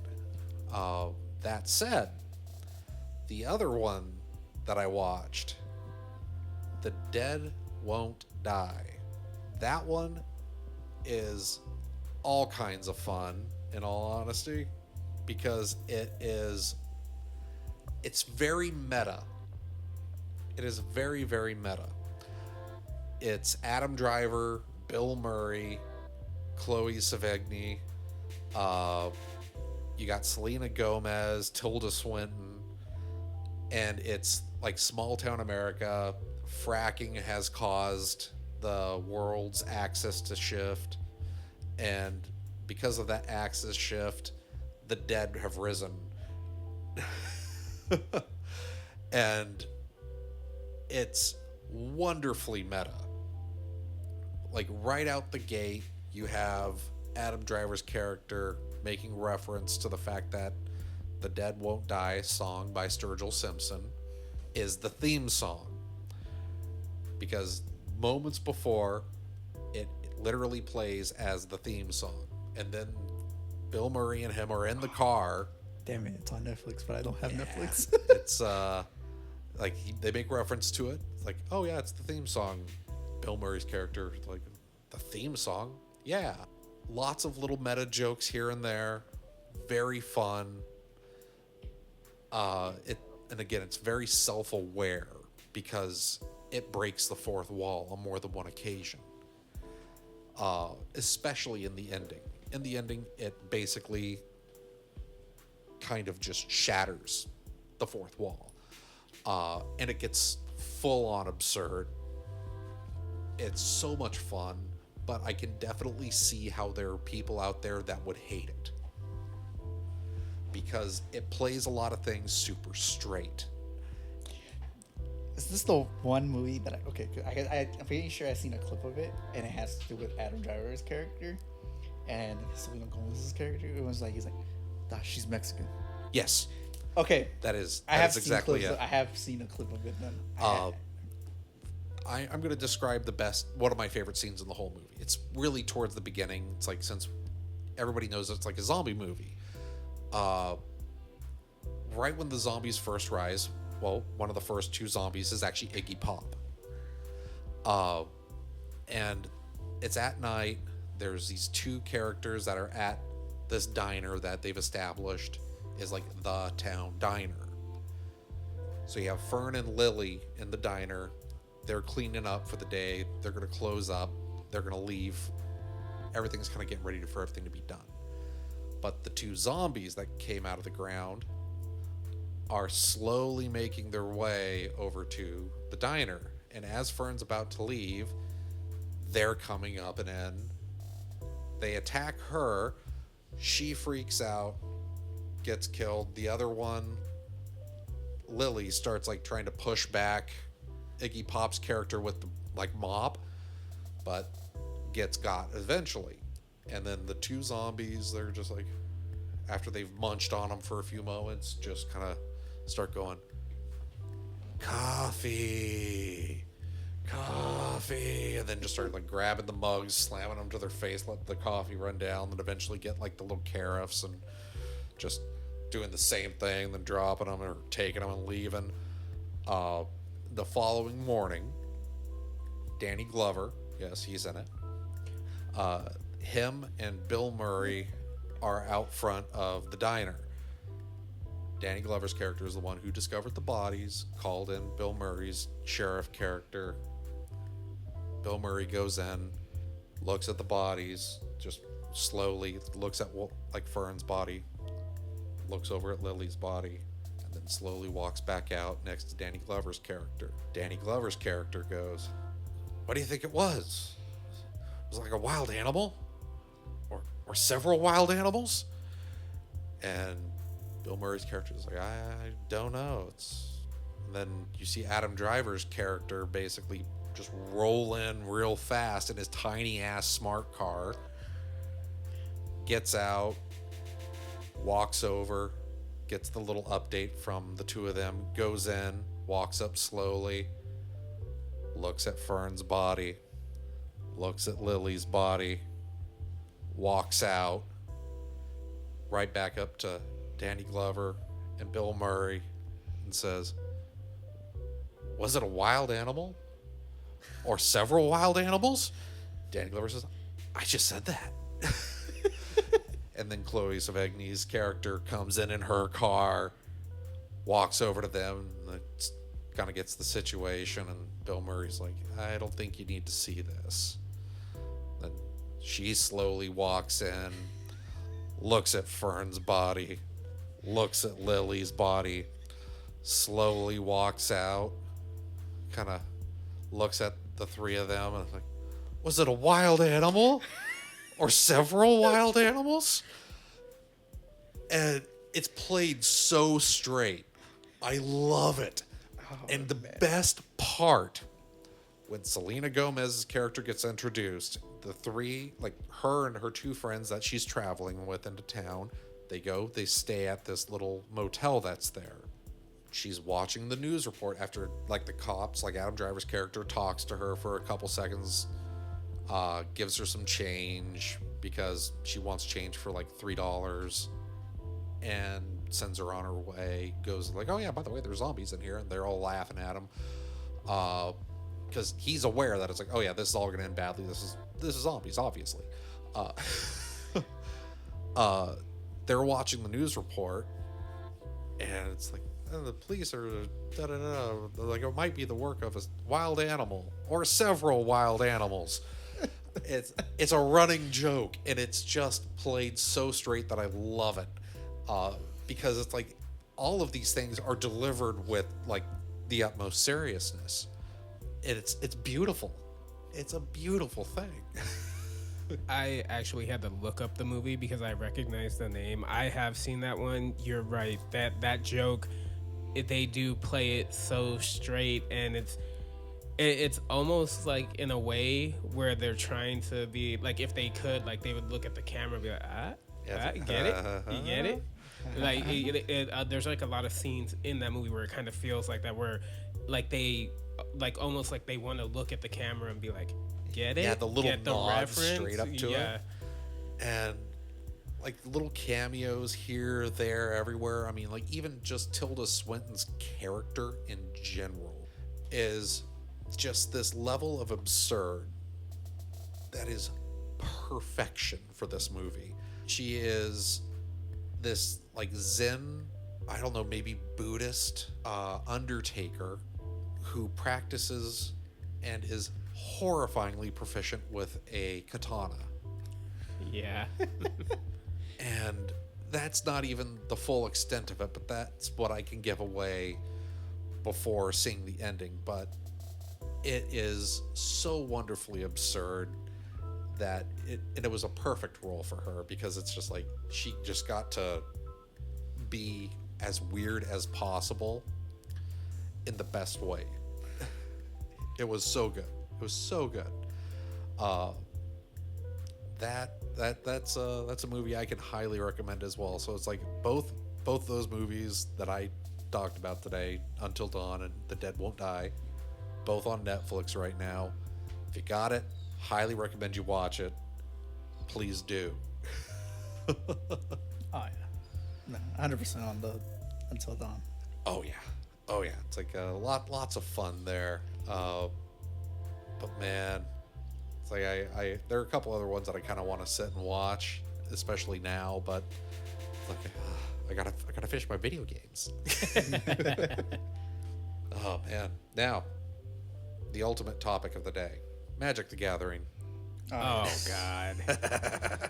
Hey, the episode was bound to happen, so Yeah, it's might like- as well yeah. just get it out of the way. It's like might as well at least talk about it a little bit today. It's because I know next week, depending on when everything comes in, we'll have some cards to crack open. Which will probably be videoed. Yeah, that'll probably have some sort of video component to that one at least, because pack openings, they seem to be big right now. And on top of that, it's like, hey, the art is pretty, and if you Age ain't of gonna see our faces, you might as well see some pretty art, because we ain't anything to look at. But I'll just be the Wandering Hands again, yeah, like from that one Ooh, that one stream we did. true. But oh man, yeah, it's like, so the two most recent sets, Edge of Eternities, that one's very recent. Yes. I think the official full release was last week. Yes, Right? last week I think Last Friday. Yeah, it's like, I actually have words about Magic the Gathering. ooh, I like this. Yeah, but say your thing first, and then It's like I'll chime in. With the new set, it's primarily space based. You have the new introduction of like vehicles can be your commanders now.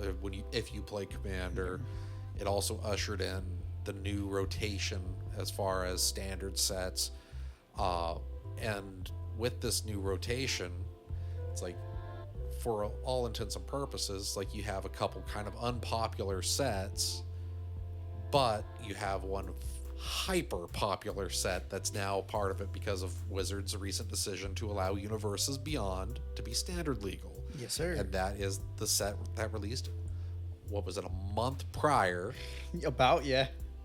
Final Fantasy, the crossover of our generation. Jesus Christ. Nerds to nerds. That is such a hard to come by set because it was so hyper popular but also scalper heavy. Oh yeah, 100%. It's like, because I mean, MSRP on the collector box was right about $400, but that was just MSRP. Actual sale price at a lot of places was over $1,000 because it was just so hard to come by, and people bought them up in bulk to resell. And I think that's just a problem that is not only facing Magic the Gathering right now, Pokemon. but it's like Pokemon has been having that as a problem for a long time. Magic has had that problem, but not to the same extent. And that's one reason why it's like, I would like to get back into playing standard, because way back in the day I used to play the 60 card standard format, but I also really don't want to be beholden to potential scalpers and such like that. So it's like staying super with current. rotations constantly changing in and out, specifically for standard itself. Plus, Oh yeah. the ban list on that one is even bigger than it is on Commander. Yeah, it's a Commander. It's basically outside of like 15-ish cards, not counting the reserved list. It's never really heavily banned, and you can play practically any card in the history of Magic for that. Except for all Mana cards. Vault now. Yeah, Mana Vault's back. Hey. No, I thought it got banned. Oh, that one got banned? I think it got banned, just recently. I think it was like around. Which is the one of those? Because there was something that was like Mana Vault that I think got unbanned. It was Mana Crypt? Was it Crypt that got unbanned and then Vault got banned? I think so. I don't remember. Mana Vault is not banned. Yes. Okay, cool. Because yeah, that's like you don't necessarily ever have too much in the way that's banned, and most things that are banned are things that are either super game breaking or just make the game less fun. Right after the Pro Tour, they banned Monstrous Rage for a standard format because it was far too powerful and it enabled a lot, or it basically made one type of deck way too viable for any and all wins. Well, again, standard. You don't have Yeah. to follow the format that we follow in Commander, which is one card. You can only have one of each card. In standard, it's basically, hey, you can have up to 4 of every card, and you can build the deck however you want. Essentially, there is no color scheme thing that you have to it's follow. because it's like for the layman who does not know Magic and the formats, standard is a 60 card format. You can have up to 4 cards of any particular card outside of your resources. The only stipulation in play is when you play a legendary creature, you can't have 2 of the same legendary creature on the field at one time. Yep. That's kind of the very super general gist of like how that format works. Commander, it's 1 of each card, excluding lands unless they are non-basic lands. Unless the card itself has on there, hey, you can have however many you want of this card, but you have to follow a color format. Whatever card you pick as your commander, which has to be a legendary, that card's color scheme is what your deck has to follow. And with that, standard has a rotation-based system, so it's like the most recent X years of releases is what is going to be in rotation for that set or for that format, and that has been that way since forever, basically. Commander, it's like you could play stuff from like alpha, beta back in the early 90s all the way to current. Like when the game barely came out, essentially. Yeah, it's like all the way to now where it's like outside of Don't do it though. few Those cards are cards. way too expensive to be played. It's like, try to play like a classic City of Brass or Gaia's Cradle. Someone's gonna steal that shit unless you proxy it. Because those things are expensive.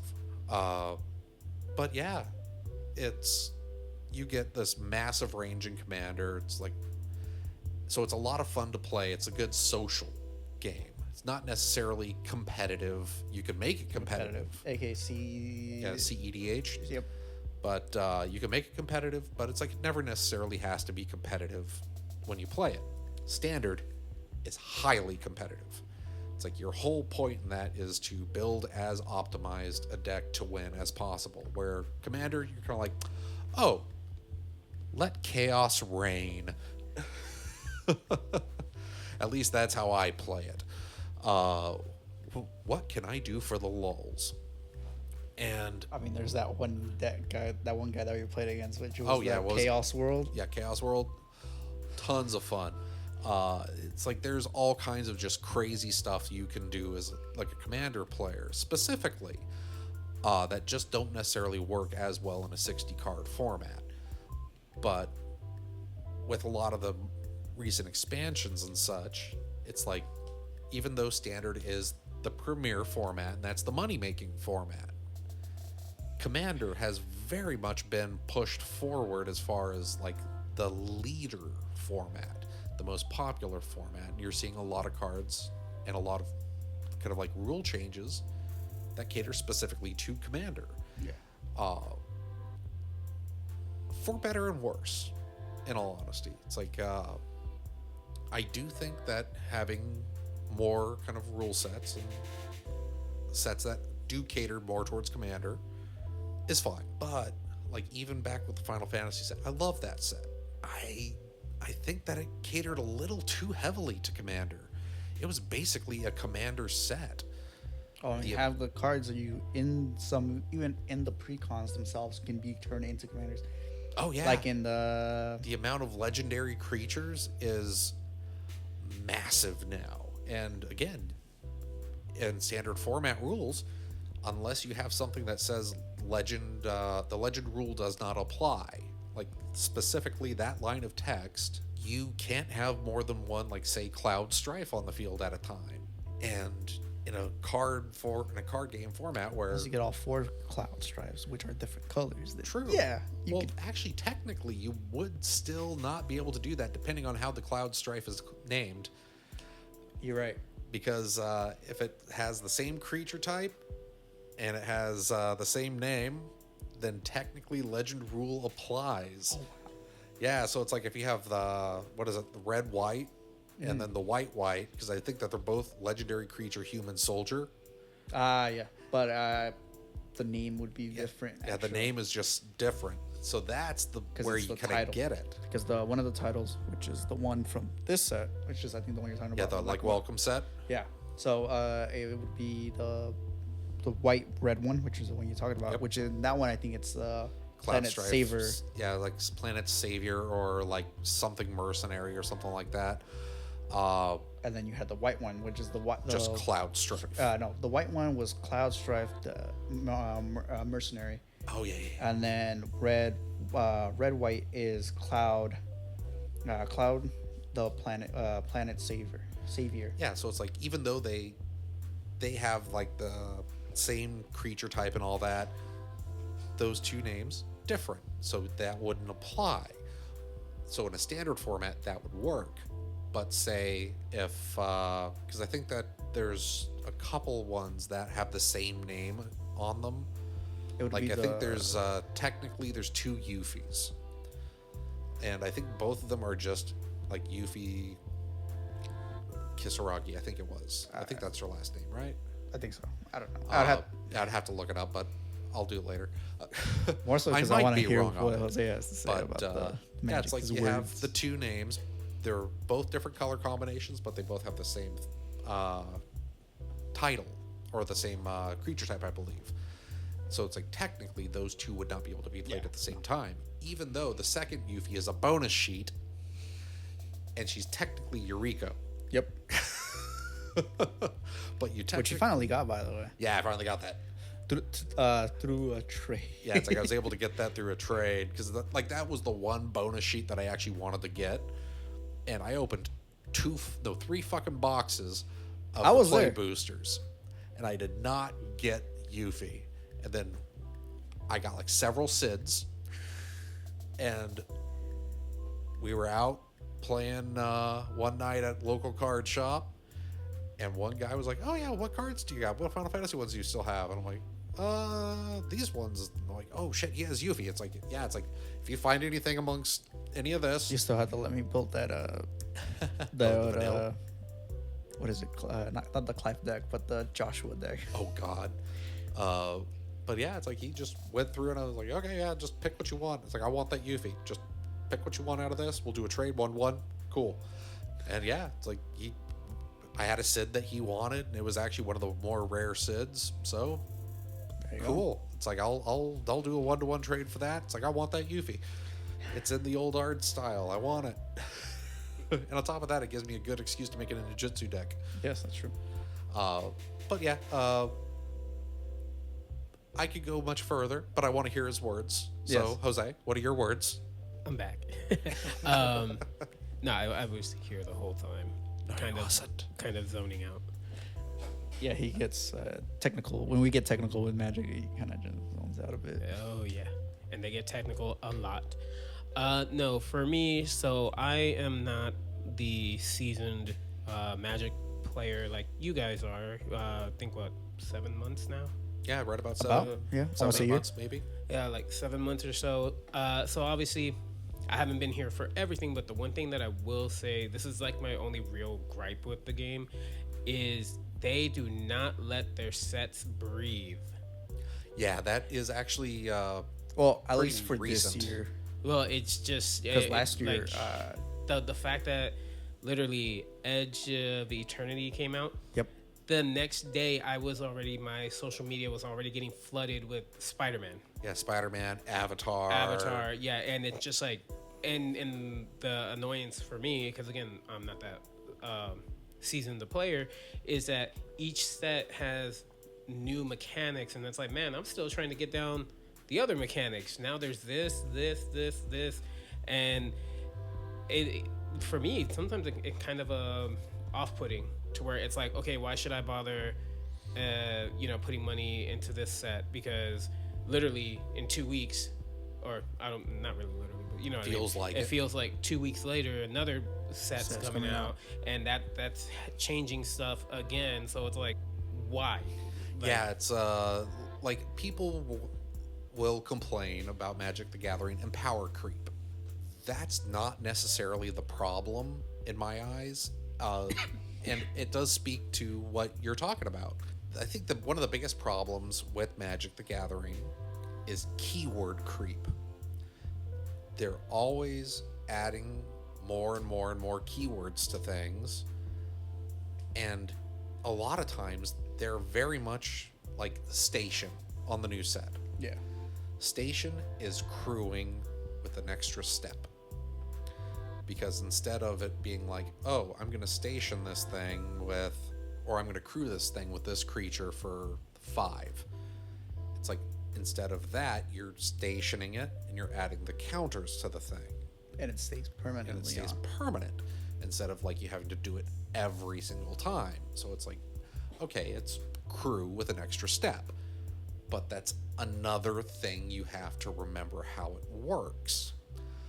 And it has been that way. So there is always like a little bit of a power creep, because you want people to be interested in these new sets and see how these new cards might be better and more viable for your decks.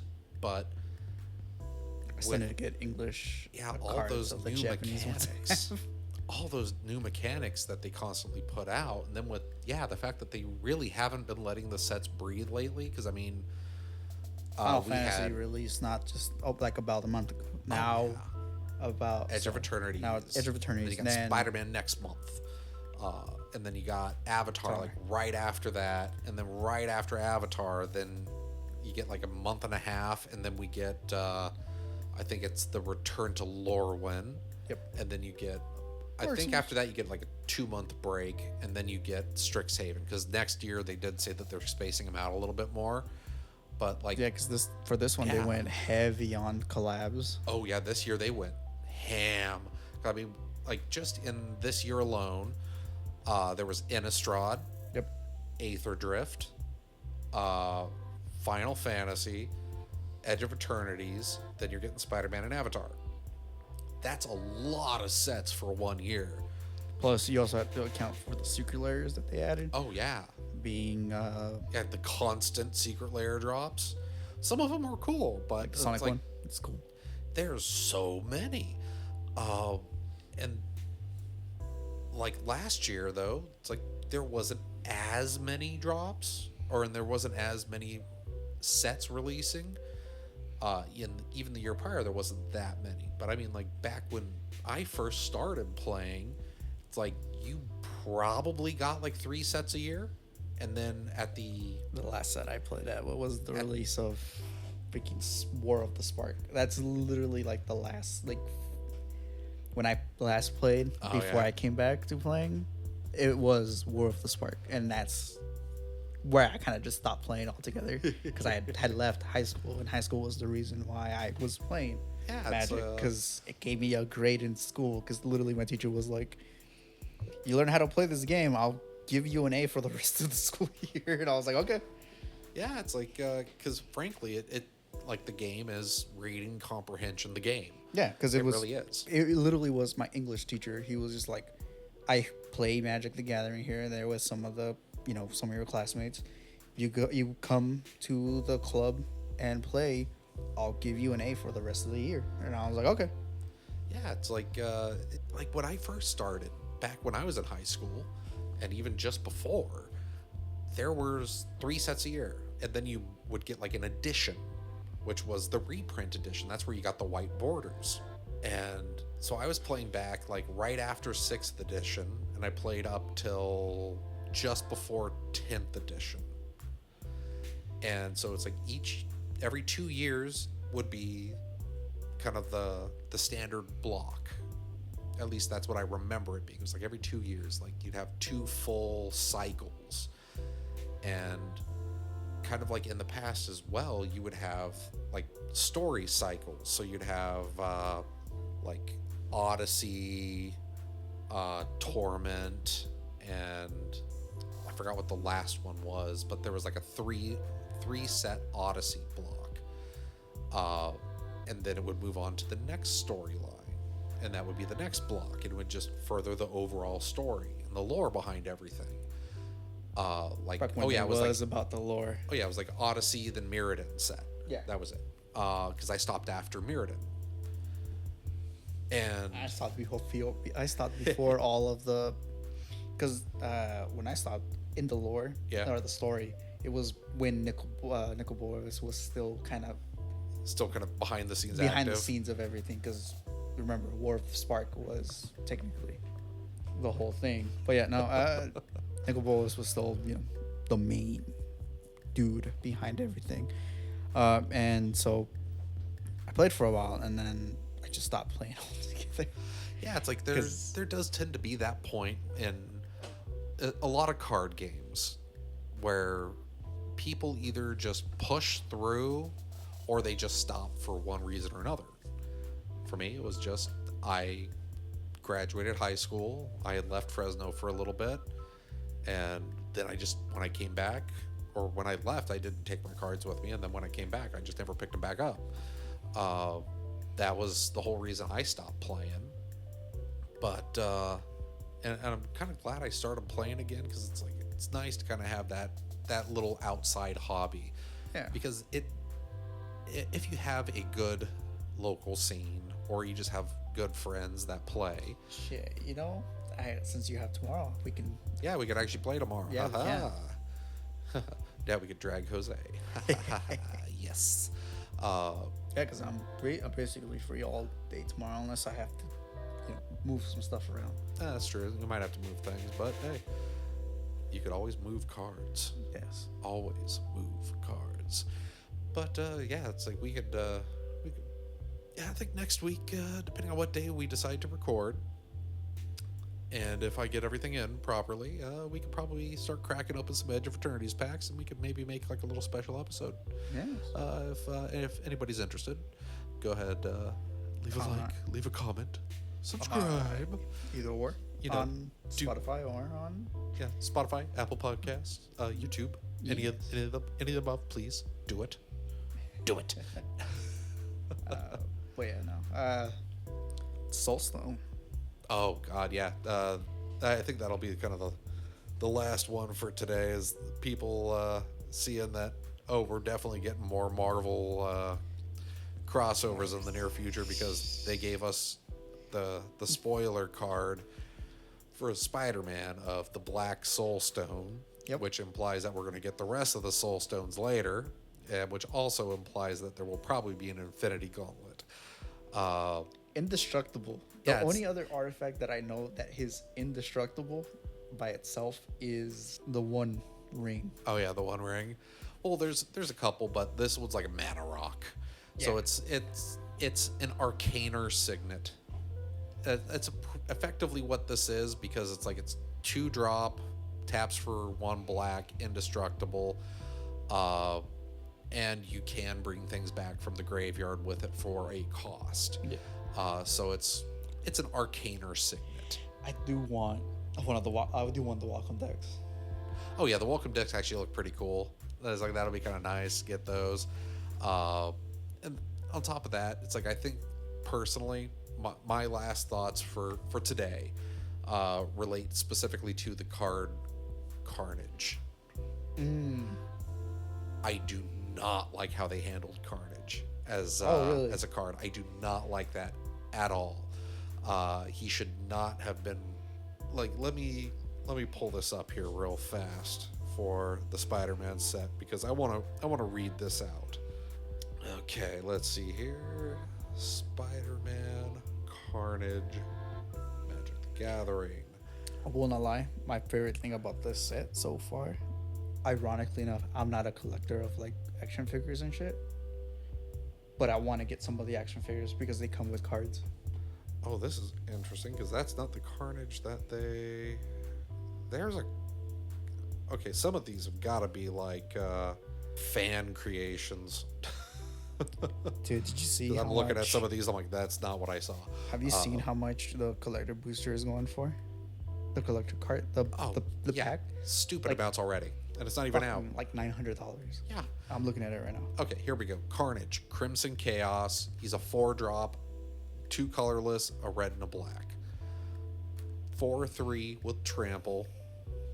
When Carnage enters, return target creature card with mana value 3 or less from your graveyard to the battlefield. It gains this creature attacks each combat if able, and when this creature deals combat damage to a player, sacrifice it. And it has a mayhem cost of 2, which would be a black and a red. I don't think Carnage should be a reanimator. Carnage is not known for being like, oh, I'm going to be kind of tricksy and bring things back. Carnage is like, I'm fucking shit up. That's him as a character. He is like, the only reason he ever kind of spawned anything other than himself was on accident. Yeah. Personally, he should be something that he should be an annihilator. That's what I think he should be. It would make sense because Carnage is about destruction. He's about creating chaos, making things worse for everybody around him. He should have Annihilator and get probably counters for dealing damage. He should be kind of like, think Toski, Bearer of Secrets, the squirrel, must attack each turn if able, and give him like that, maybe Menace, have him add counters, and give him like Annihilator 2. So it's not not super overpowered, but maybe do it for like a 5-drop. Yeah, no. Because then it would be like, okay, he has some things that make him a little bit more dangerous, but still manageable and a little bit longer to cast. Fuck, I lost the thought. I was gonna say. But that's my thoughts on Carnage. I don't like how he's a reanimator. I don't think that works for Carnage as a character, personally. I just remembered. How much do you want to bet that one of the cards in this deck it's gonna be null? I don't want it to be, but they will probably pull null out. If anything, I could have swore they already showed null card. If they have, I haven't seen anything. Yeah, All I've seen symbiote wise is like 2 different versions of Venom. yeah, like the anti-venom. No, 3. It would be 3 with the anti-venom. And then black suit. Yeah, Black Suit Spider-Man, and then we had Carnage. We had Black and Green Venom, which is part of that Sinister Pack, whatever it's called, box thing, which is that the white and blue Spider-Man. Something like that. Which I don't Oh, the know. cosmic one. Yeah. No, it's the one that has to do with Dr. Otto Octavius, Good Goblin, and stuff like that. But like I said, I haven't seen anything for null yet. But 100%, I'm calling that there's gonna be like some kind of null card. If not null, we're gonna get King of Black Venom. Oh God. Now see, I would actually be fine with King of Black Venom. I just hate Null as a villain. I think it was a bad storyline. Some people disagree with me. I just like They're wrong. I just like the Iron Man suit that came out of that one, bro. That's like my only thing. It's like I can just take over everything you control, dude. I don't care. But oh man, yeah, it's gonna be an interesting set. I do want to because it doesn't have a lot of cards that look like people are really liking.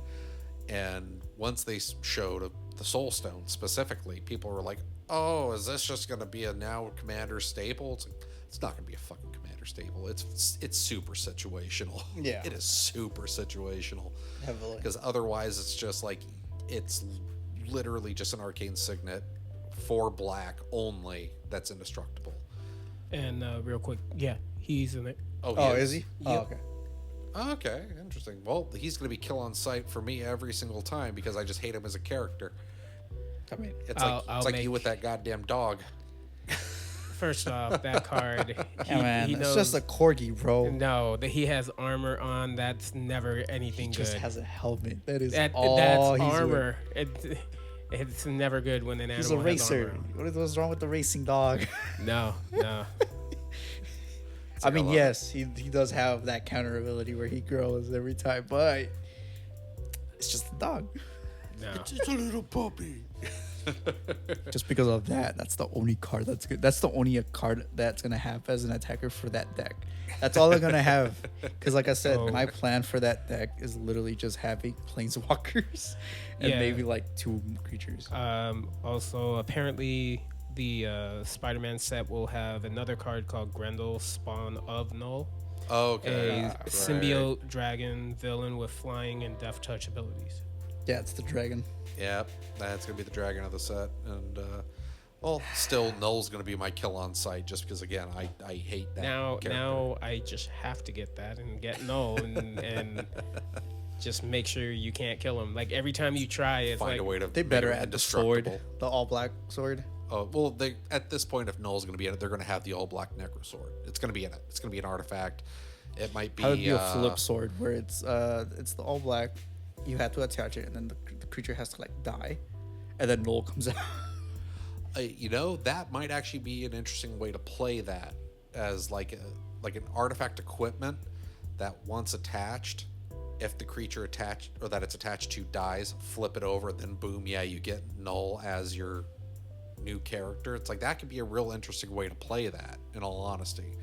And I don't think that they've thought about that I yet. don't think they have. Because I think the only thing that's close to that is crystal fragments Yes, from the Final Fantasy set, where that is an equipment that you can the flip.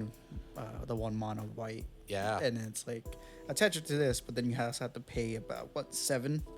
Pay 7, exile it, and then it comes back as a summon. Yeah, it's like kind of similar to that, but that would be one way I could see like, okay, that's valid. That would but be otherwise, a very, I very hate Null interesting still. way to do it. And once I figured out which card that was, it would still be immediately on my kill list. It just has indestructibility. Oh yeah, it's like I could see him doing that. And I was like, okay, gotta exile. Swords Plowshares the creature. Just sit there and do that all day, every day. Find a way to get nothing but Swords to Plowshares in my deck. Just counter everything or send it all to exile. Just use final judgment, bro, from the fucking commander deck that I have. Oh yes. Exile all creatures. Oh yes, love it. But yeah, I think that Yeah, that kinda- we'll leave it here. yeah, it's like I think that we'll wrap it for today at the very least because yeah, it's when it comes to Magic the Gathering, I know we can definitely go for an extended period of time. And in fact, next episode we'll probably at least have a pretty good portion to deal with it because we'll have fresh cards to look at, and probably at least for that one, at least a mild video component for this episode coming up. Not this one, next one. Yes. Because yeah, we might maybe crack some packs like while we're recording. Yeah, it'd be kind of fun. Yeah. Have a little bit of something Also, for everybody. I might take those with me. Oh yeah. Cause I was outside telling John Oh yeah, yes, about it. Cause tomorrow he's off. Yeah, since I'm It's off like for we can once on hang the out, weekend, we can actually basically. go play card games again. So I was telling him we can hang out and stuff. So I might build the 5-color deck. that I was God, trying to they do. Oh, your little Wooberg.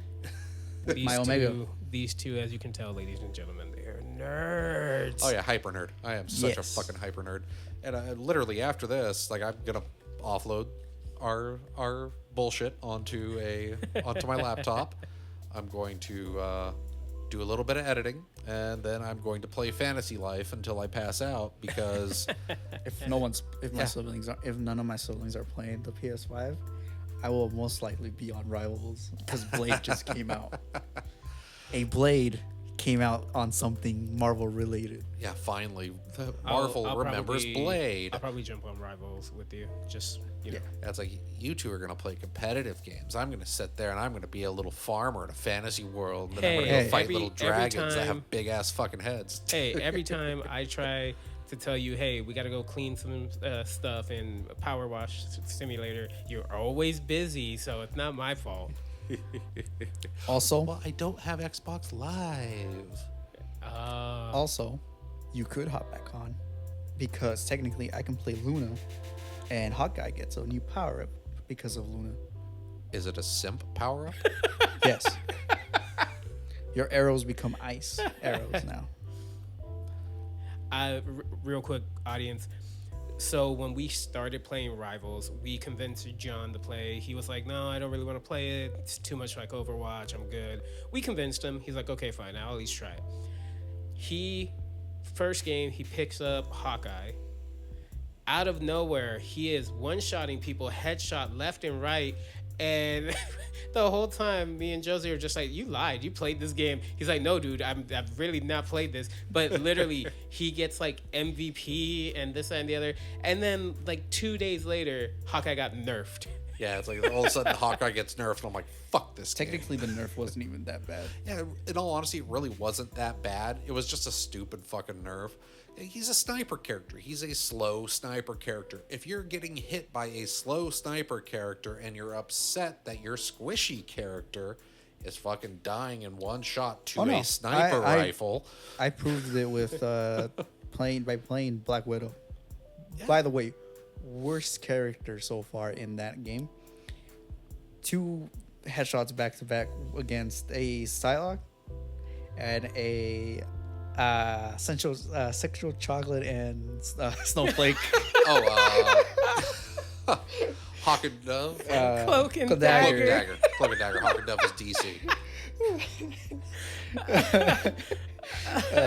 It's sexual chocolate and the snow bunny. Yeah, Well, Snow yeah. Bunny. Yeah. Well, technically, Snowflake was from the video, but True. But yes. Double headshots back to back, and I'm just like, you're moving around, and I'm still able to hit you, and you play a stealth character, aka Psylocke. So it's like, how is that possible?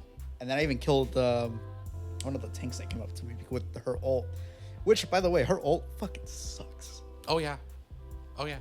It's the balance in the game is really weird because especially early on they really wanted to kind of balance that a little bit more when they really shouldn't have. It's like you're playing superheroes. Yeah. Everybody, even the like more normal person superheroes like Black Widow and Hawkeye, they have something that they excel at. Let them fucking excel at those things. And with Hawkeye, he's a sniper. Yep. It's like slow as far as actual powerful shots go, but it's like slow, boom, hit. If you get a headshot on one of the more squishy characters, Support characters. yeah, it's like support or even just some of the basic melee stuff that aren't kind of like a hybridish character, you should be going down in one shot. It's a fucking sniper. So you should join us if we do play tonight. I don't have it installed. God damn it. I have none of those games installed because I play other things. Like Fantasy Life and Stardew Valley. So download it essentially. One day we will have to get back on a Deep Rock Galactic.